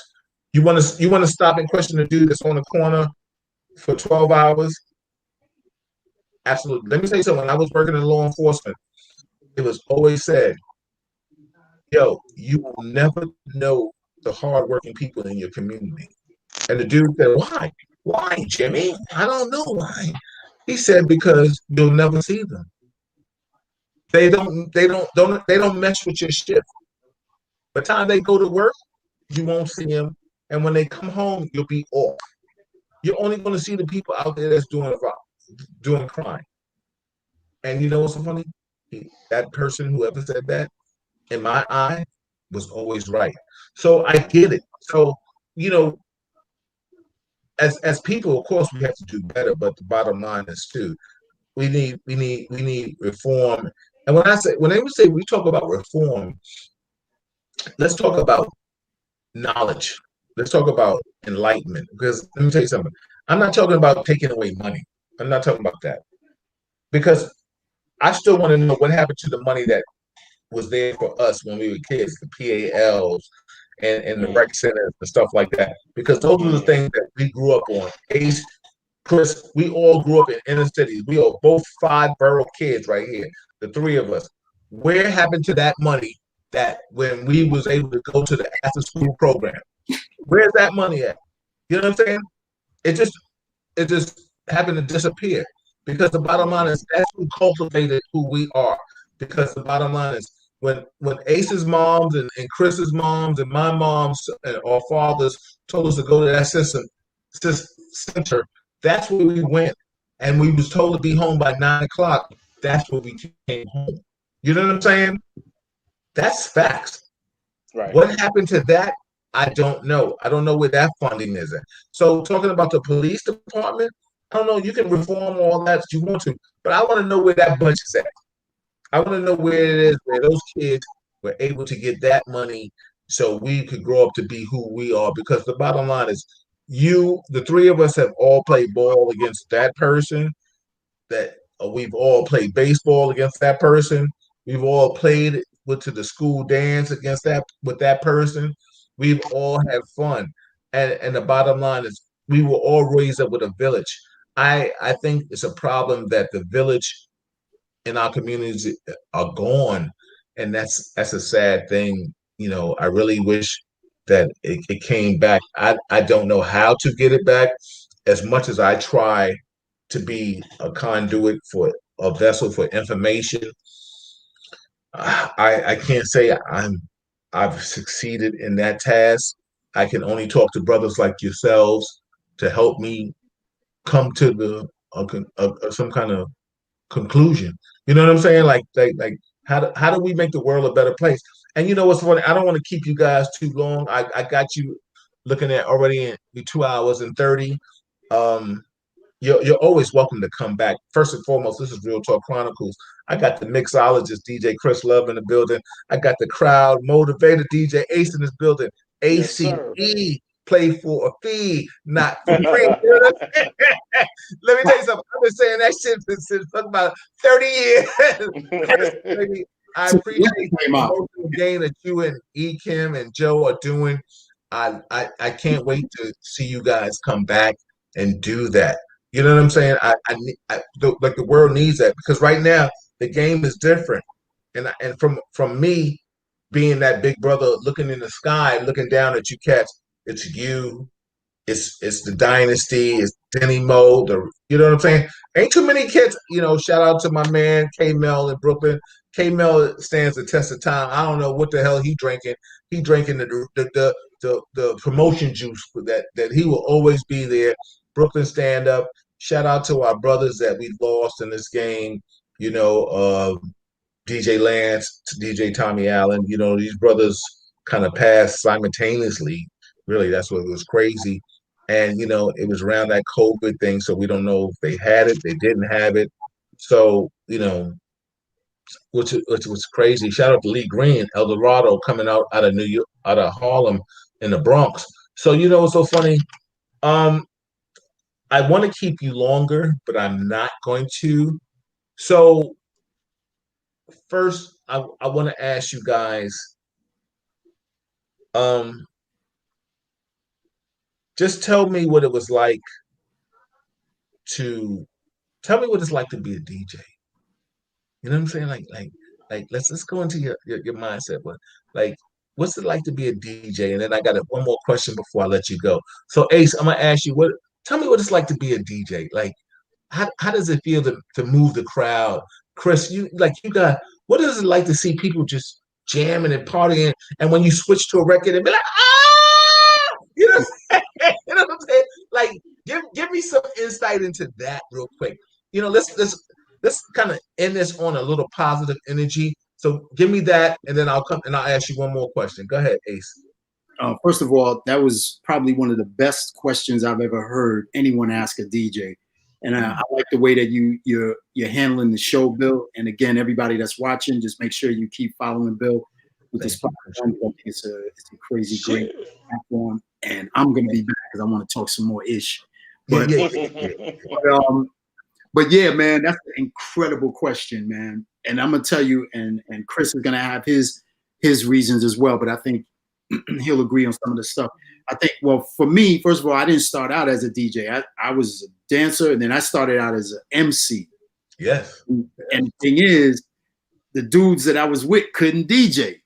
So I played instruments in high school. So it was easy for me to articulate the way I wanted it to sound when I'm rhyming. I'm like, yo, you need to cut it like this. So then I said, I might as well just do it myself, you know? And it was yeah. So when it evolved into the real game, and to me, DJing, you know, is when you started getting paid by someone you didn't know to perform.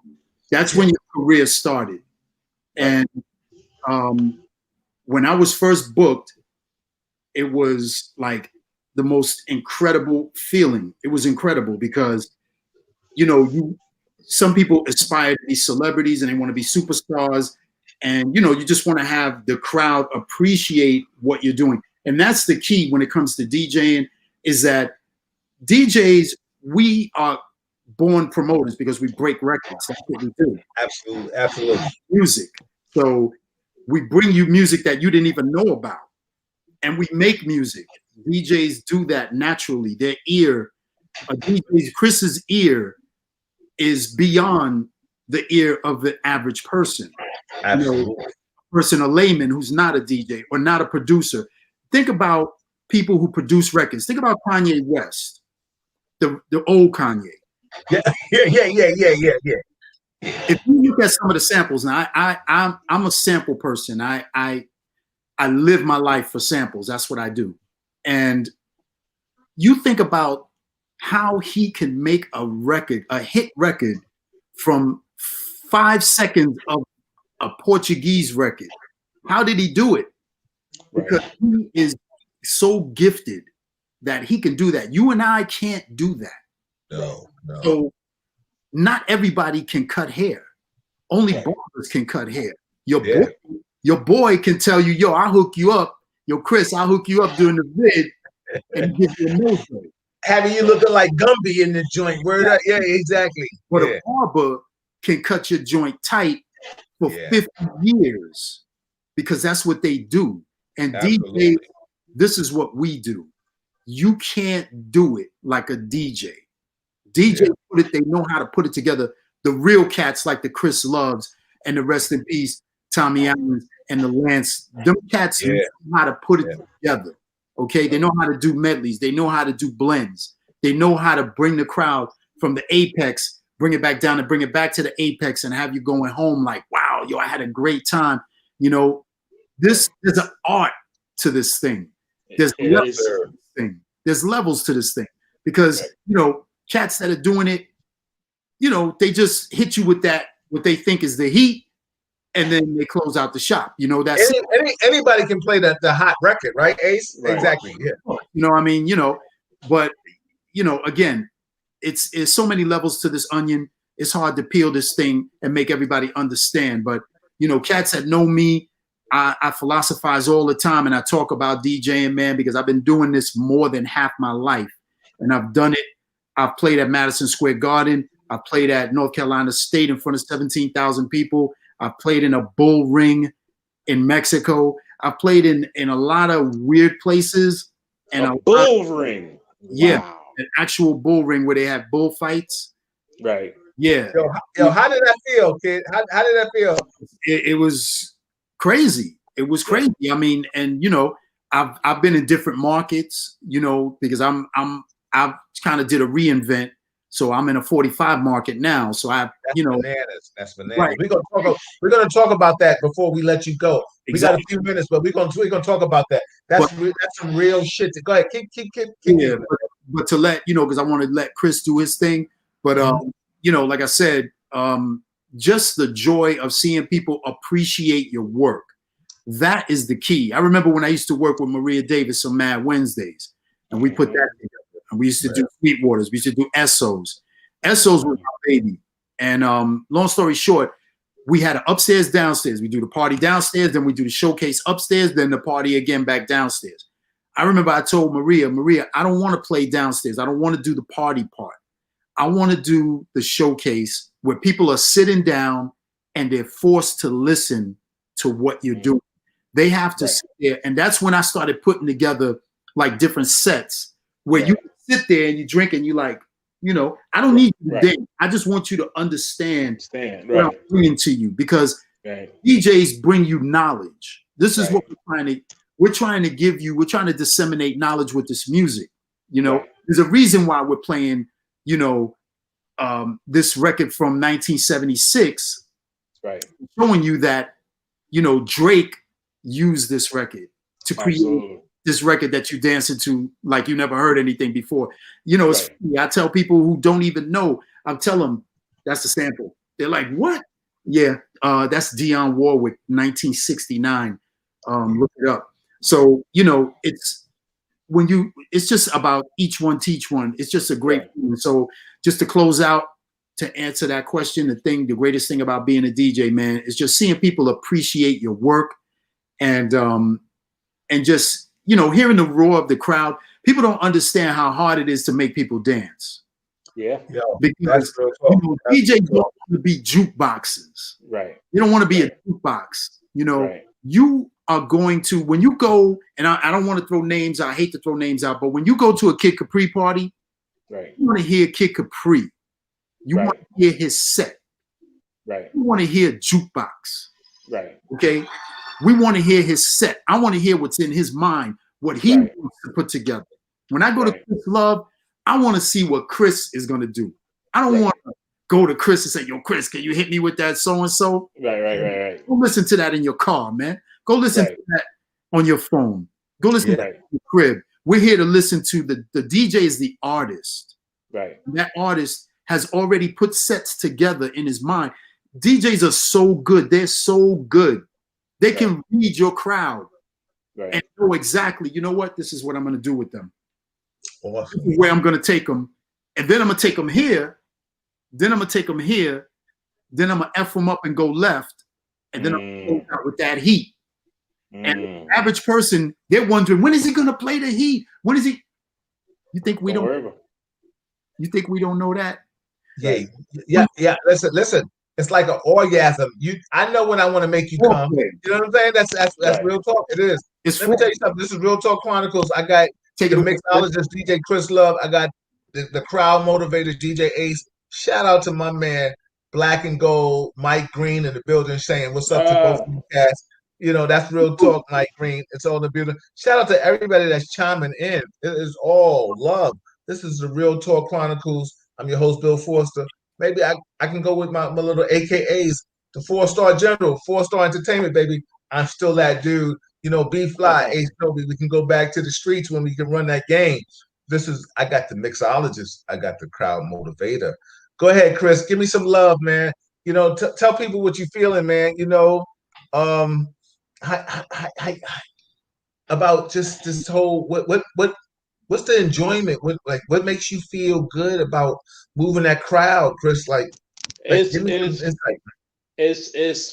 you know, piggybacking off Ace, man. Is my enjoyment comes from watching the crowd enjoy themselves. You know, you've been to spots where a DJ is DJing, but the crowd is just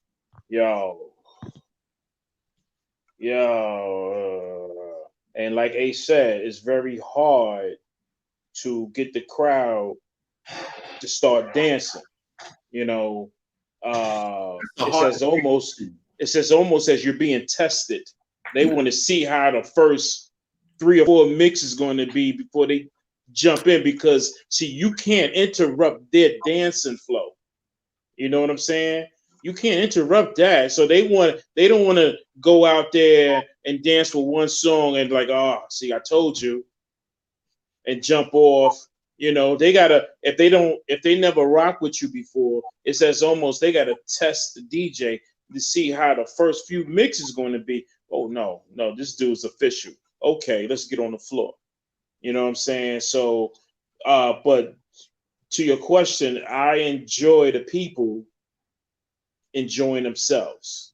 You know, Chris, let me ask you a question. I'm gonna ask you and Ace a question. And you know, I want to let you go, but when my mind starts going, and then I just keep going. So let me, it's so crazy. Like when you know, I'm gonna ask you a question. Tell me the professionalism of this part of your game. When you know you're not on your A game that night. You understand what I'm saying? Like Ace, I know you as a friend. I know you as a brother. I know, Ace, if you ain't got a crowd, it's hard for you to motivate some shit. But the more people in that fucking spot, Ace, it just comes fucking innate to you.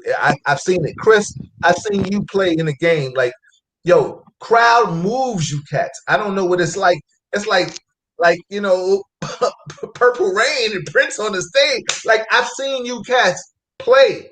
For me, I've seen you play for just whatever event you was at.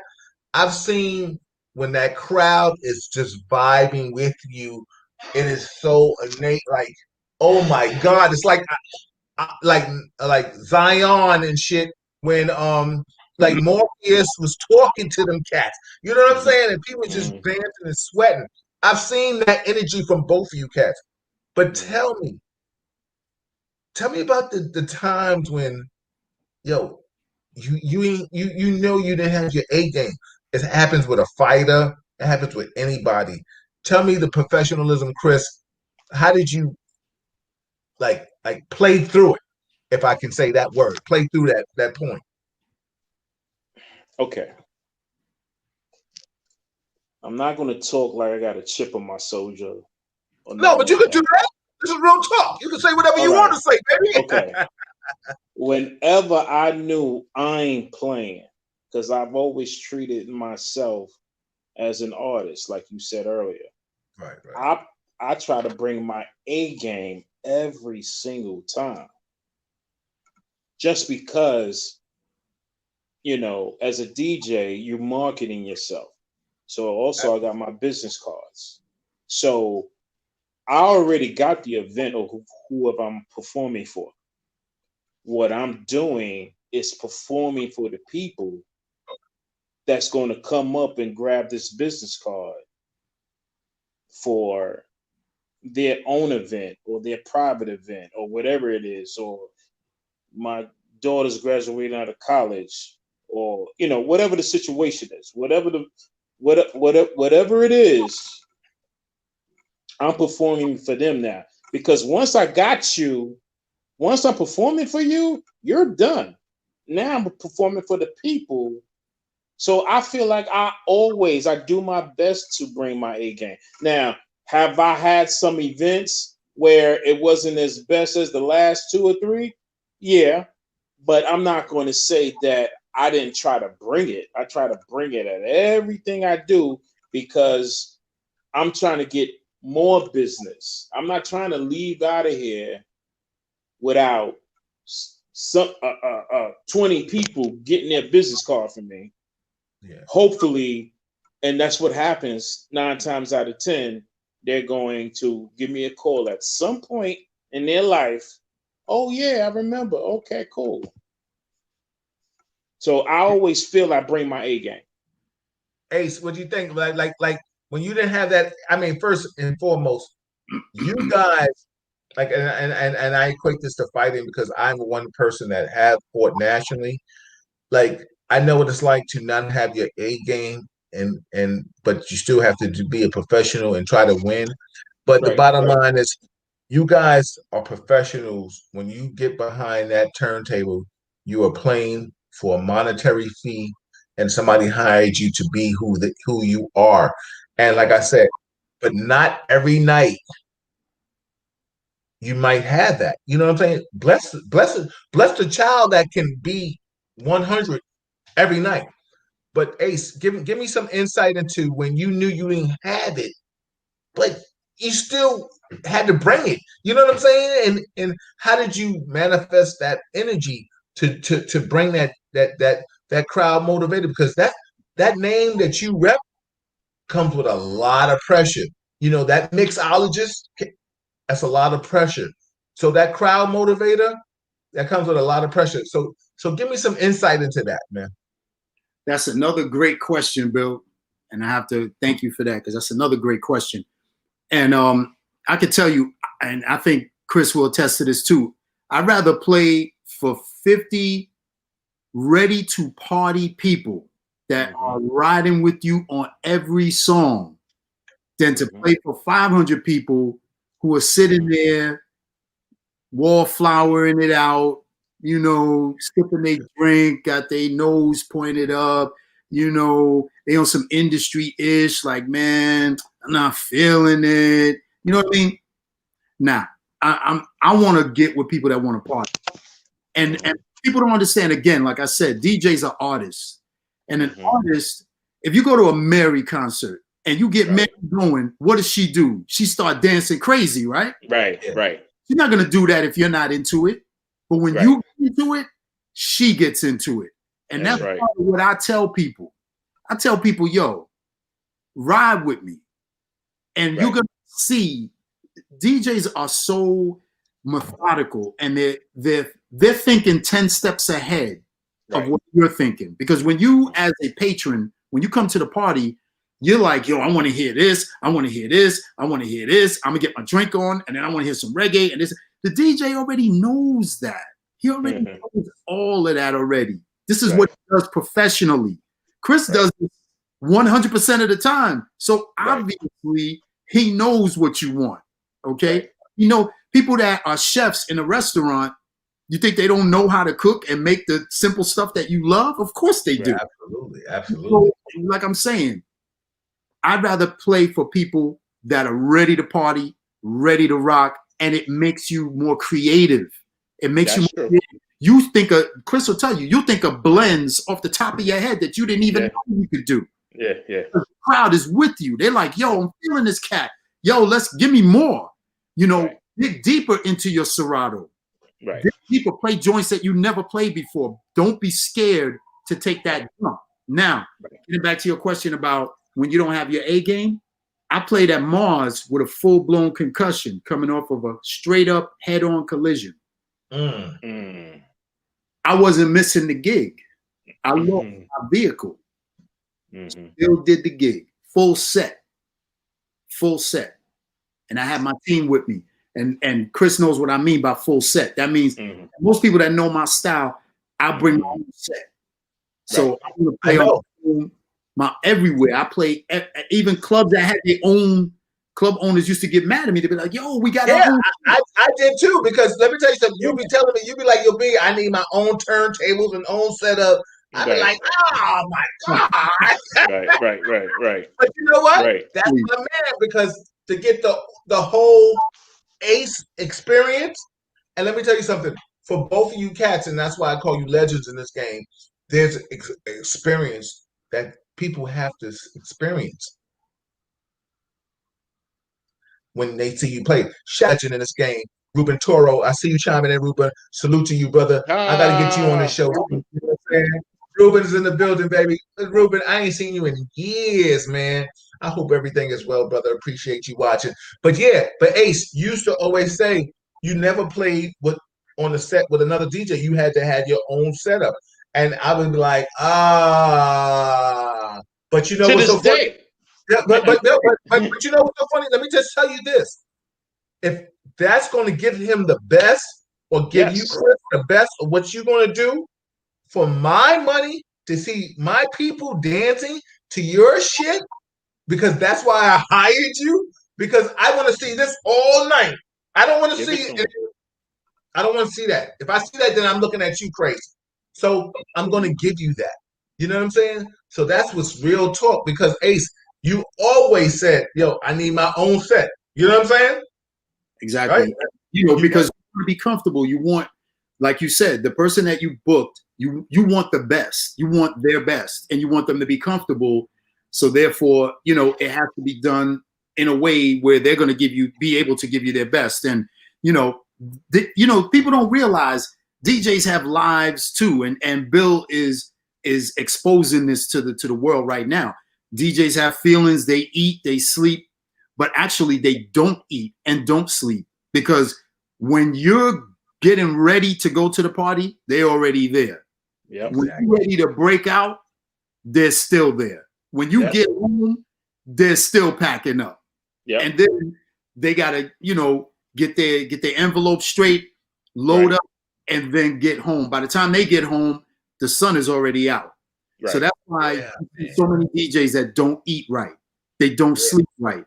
Their sleep patterns are all messed up. Their eating habits are all messed up, because their lives are not the same as a person who is not in that industry. You know, they're not living the same life, you know. And like I said, when you come, it was so funny, and I make it quick so then Chris could get back on. Like I said, I had residency at Frank's, you know, shout out to everybody that held it down there for 12 years. And it just ended right before the vid. And so people would come there and they would be like, I was set up on the stage, you know, have my own setup and everything. Chris has come there, you know, he's and the people have no clue as to how that set got there. They're like, who? They thought the club owner did that. Right. No. You want to make sure you comfortable. You want to make sure the sound good. Exactly. Exactly. So yeah. Exactly. And I used to come in the night before. Okay? I come in Thursday night to set up for Friday. So when you come in Friday, everything is right there. Your office is ready. Your coffee and donuts are right there, and you're ready to rock. you know. That's right. But they don't understand the labor and the lack of sleep. Now, I work a regular job. Right. So I used to go to the club at 2 in the morning on Thursday, set up the club, go home, sleep for like maybe 3 hours, go to work, come back, and then do the gig Friday night. So everybody's wondering, well, how does this get set up? We didn't see anything happen. It was set up while you were sleeping. Right. And then the DJs broke it down when you were going home. They're still there. So, you know, again, like I said, you want to be comfortable for the promoter so you could give them your best. And, you know, DJs, they could be sick. They could have had a disagreement with a family member. One of the kids could be giving them drama. The BM could be giving you drama. You don't know what's going on in their life, but you know you paid your $50 and you want to see Chris rock. I want to see Chris do his thing. I don't care that he's not feeling well. I don't care. I don't care that Chris had an argument with his lady. I don't care H had an argument with his lady. Exactly. You don't care that Bill Forstar had an argument with his lady. The bottom line is, I want to come in. I don't want to wait on this damn line. I want to come in. I want to party. I want to jam. I don't want to hear a damn negative song. Let me tell you something. If I see you off beat, I'm gonna complain, because let me tell you something. As talented as I was to bring people to a set, you were the blossom to keep me hot.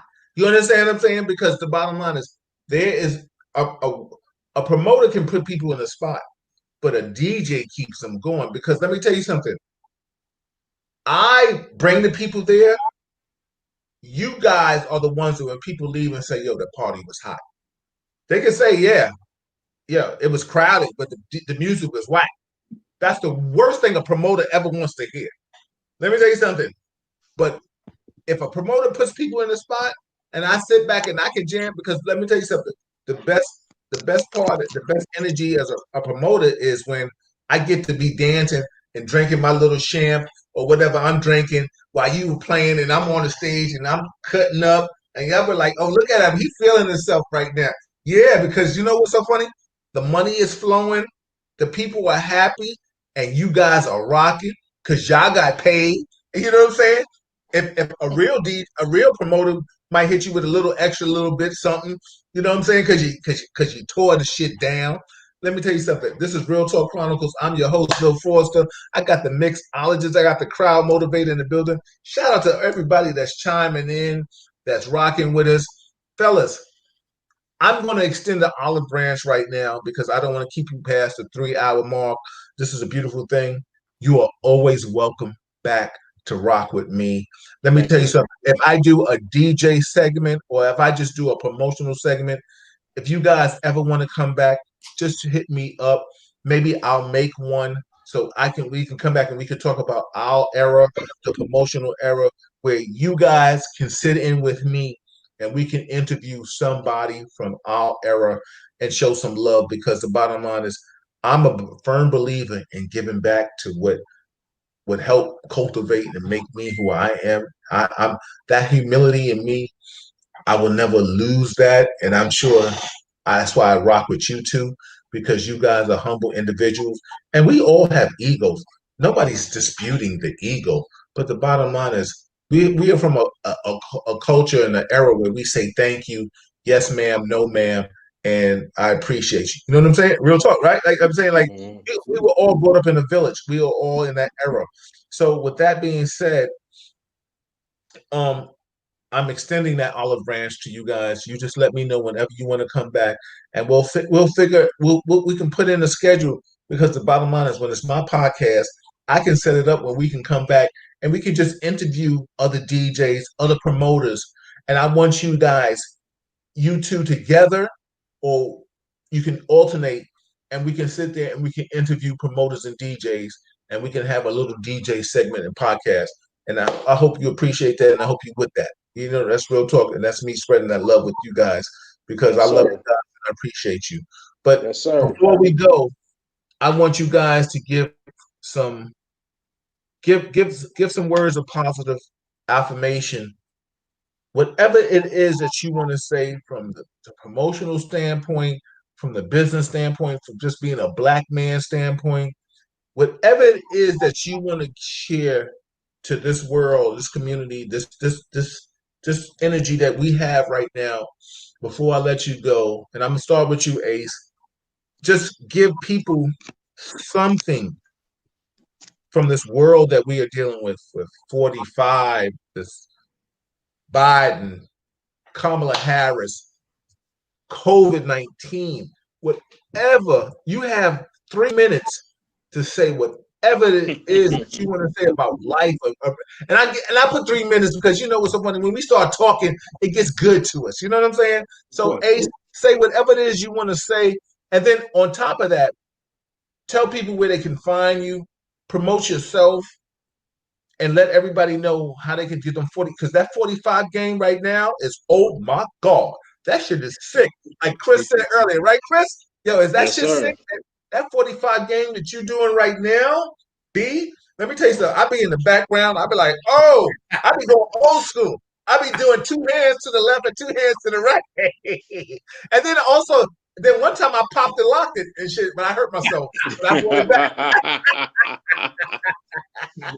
Yo, just sharing some love and some laughter with y'all all. This is Bill Forster on Real Talk Chronicles. I got the mixologist, DJ Chris Love, with me, and I got the original crown motivator, DJ Ace. This is Real Talk Chronicles. If you like it, share it. I got some 2 phenomenal brothers in the business. So, Ace, give some people 3 minutes, promote yourself, say whatever you want to say. Then I'm going to go to Chris, and then we're going to fade to black on it. Just say whatever you want to say, brother, please, man. But you both of you are always welcome back. And I'll find a segment for us. Real talk. Yes, sir.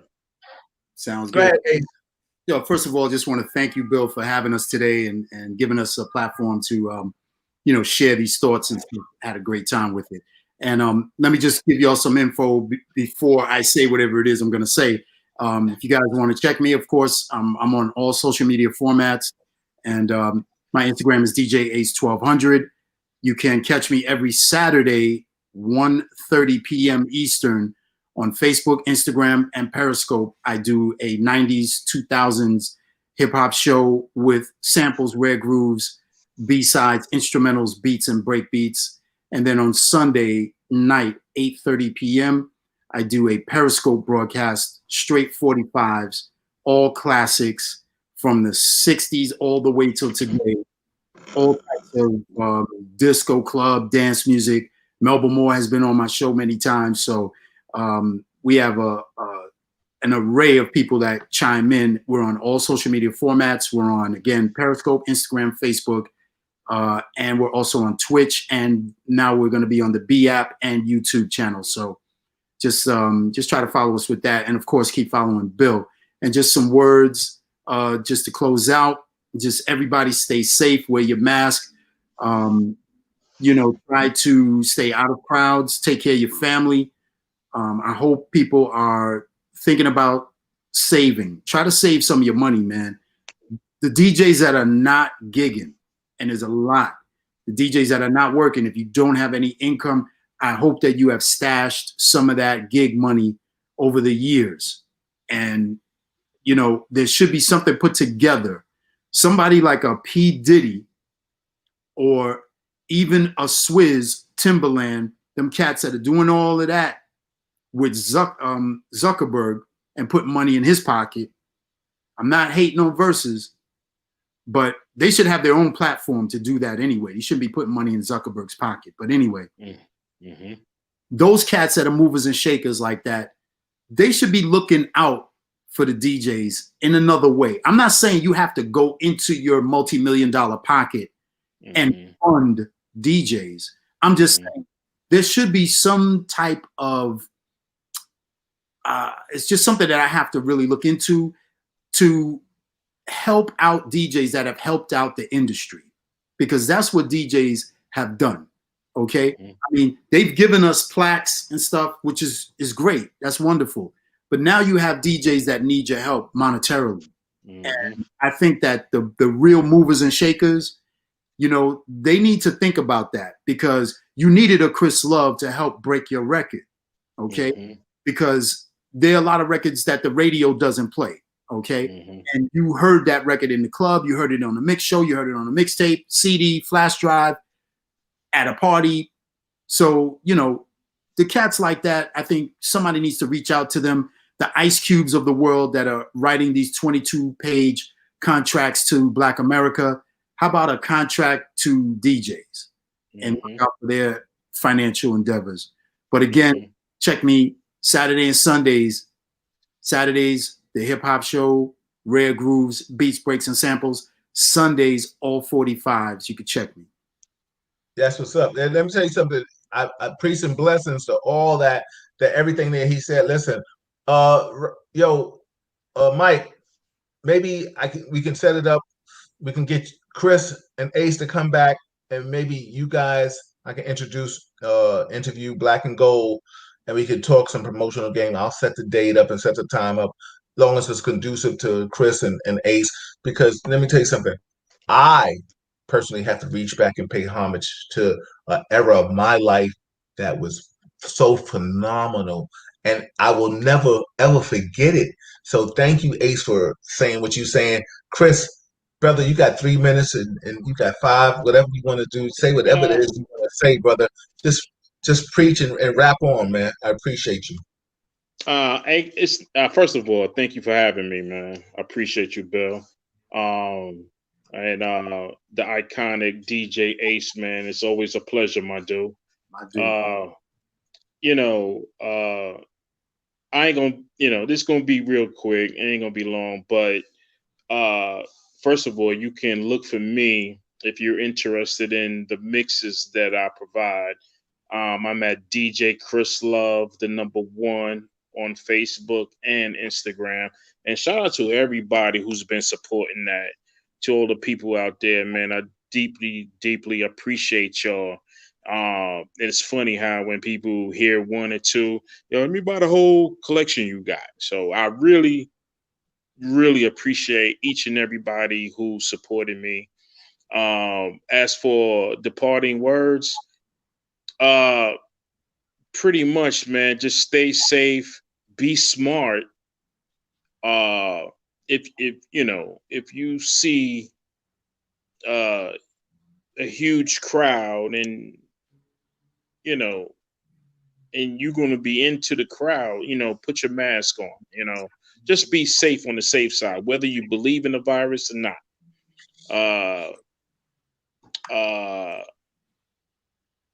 And that's it. I just appreciate everybody for chiming in and I appreciate the platform, Bill. Oh, come on, man. That's what it is, man. I think the humility in me gives respect to you guys. Let me tell you something. I am not me without you, and you are not me. You are not you without me. The bottom line is we grew up together in this business. It is a beautiful platform. Right now, I'm trying to confirm Black and Gold. I'm trying to get the second Monday in December, so we can all come back, the 4 of us, and chop it up together and just talk promotions and realistic stuff. So, Mike, I'm talking to you right now. I got Chris, I got Ace. We're trying to confirm this date, the second Monday in December. I don't know what it is because I don't have a calendar in front of me. But you said he's chiming in, and I implore you guys to go back in this group and respond to the people that have chimed in and said hello and hi to you. I think it's beautiful. In your leisure, let people know that you appreciate them and they appreciate you, and you can chime back into them. So it's so funny. Shout out to Dave Barry. I see you, man. Shout out to all the people that have just said this was just a beautiful platform. People are just loving you guys. They are appreciating everything that you said. It's so funny. I appreciate you. I love you guys. This is Real Talk Chronicles. People out there, if you like it, share it, subscribe to it, YouTube. Ace told you where to find them at. Ace, tell them one more time where they can find you. Periscope at Team Ace, Instagram DJ Ace 1200, Facebook as Sam DJ Ace Rothstein. Of course, that's my alias. And also on Twitch, DJ Ace the Crowd Motivator, B app DJ Ace the Crowd Motivator, on YouTube, DJ Ace, the crowd motivator. Chris, tell them where they can find you. Get to spend some money for you, brother. Facebook, DJ Chris Love, the number 1. Instagram, DJ Chris Love, the number 1. Everybody, yo, this is Real Talk Chronicles. I'm your host, Bill Forster. I got the crowd motivated DJ Ace in the building. I got the mixologist in the building. Shout out to Melba Moore. Shout out to all of you that was in here chiming out. Shout out to my sister, so deaf. The dancing machine, baby. She's danced for a lot of people. Yo, Daryl. I mean, not Daryl. Mike, lock that date in. So right now, I think if you guys put it on your calendar, the second Monday in December. Copy that. All three of us plus Black and Gold. We will be interviewing Black and Gold on the promotional game. If you guys are willing, I got it. This is my platform because I got to give back to my community. So on the takeout, shout out to Melba Moore that was in here rocking with us, giving much respect to her. We're gonna chime out on her music, and this is what it is. This is Real Talk Chronicles. The mixologist, DJ Chris Love. The crowd motivator, DJ Ace. I'm your host, Bill Forster. Real Talk Chronicles. The 4-star general, 4-star entertainment. B Fly, going back into the way. Come on, Melba, take us out. We're gonna go out on Melba Moore, baby. This is what it is. Everybody, thank you. Melba Moore, thank you for loving us. Melba, with you, Melba. Everybody, stay safe. Wear your mask. This is what it is. Oh, come on.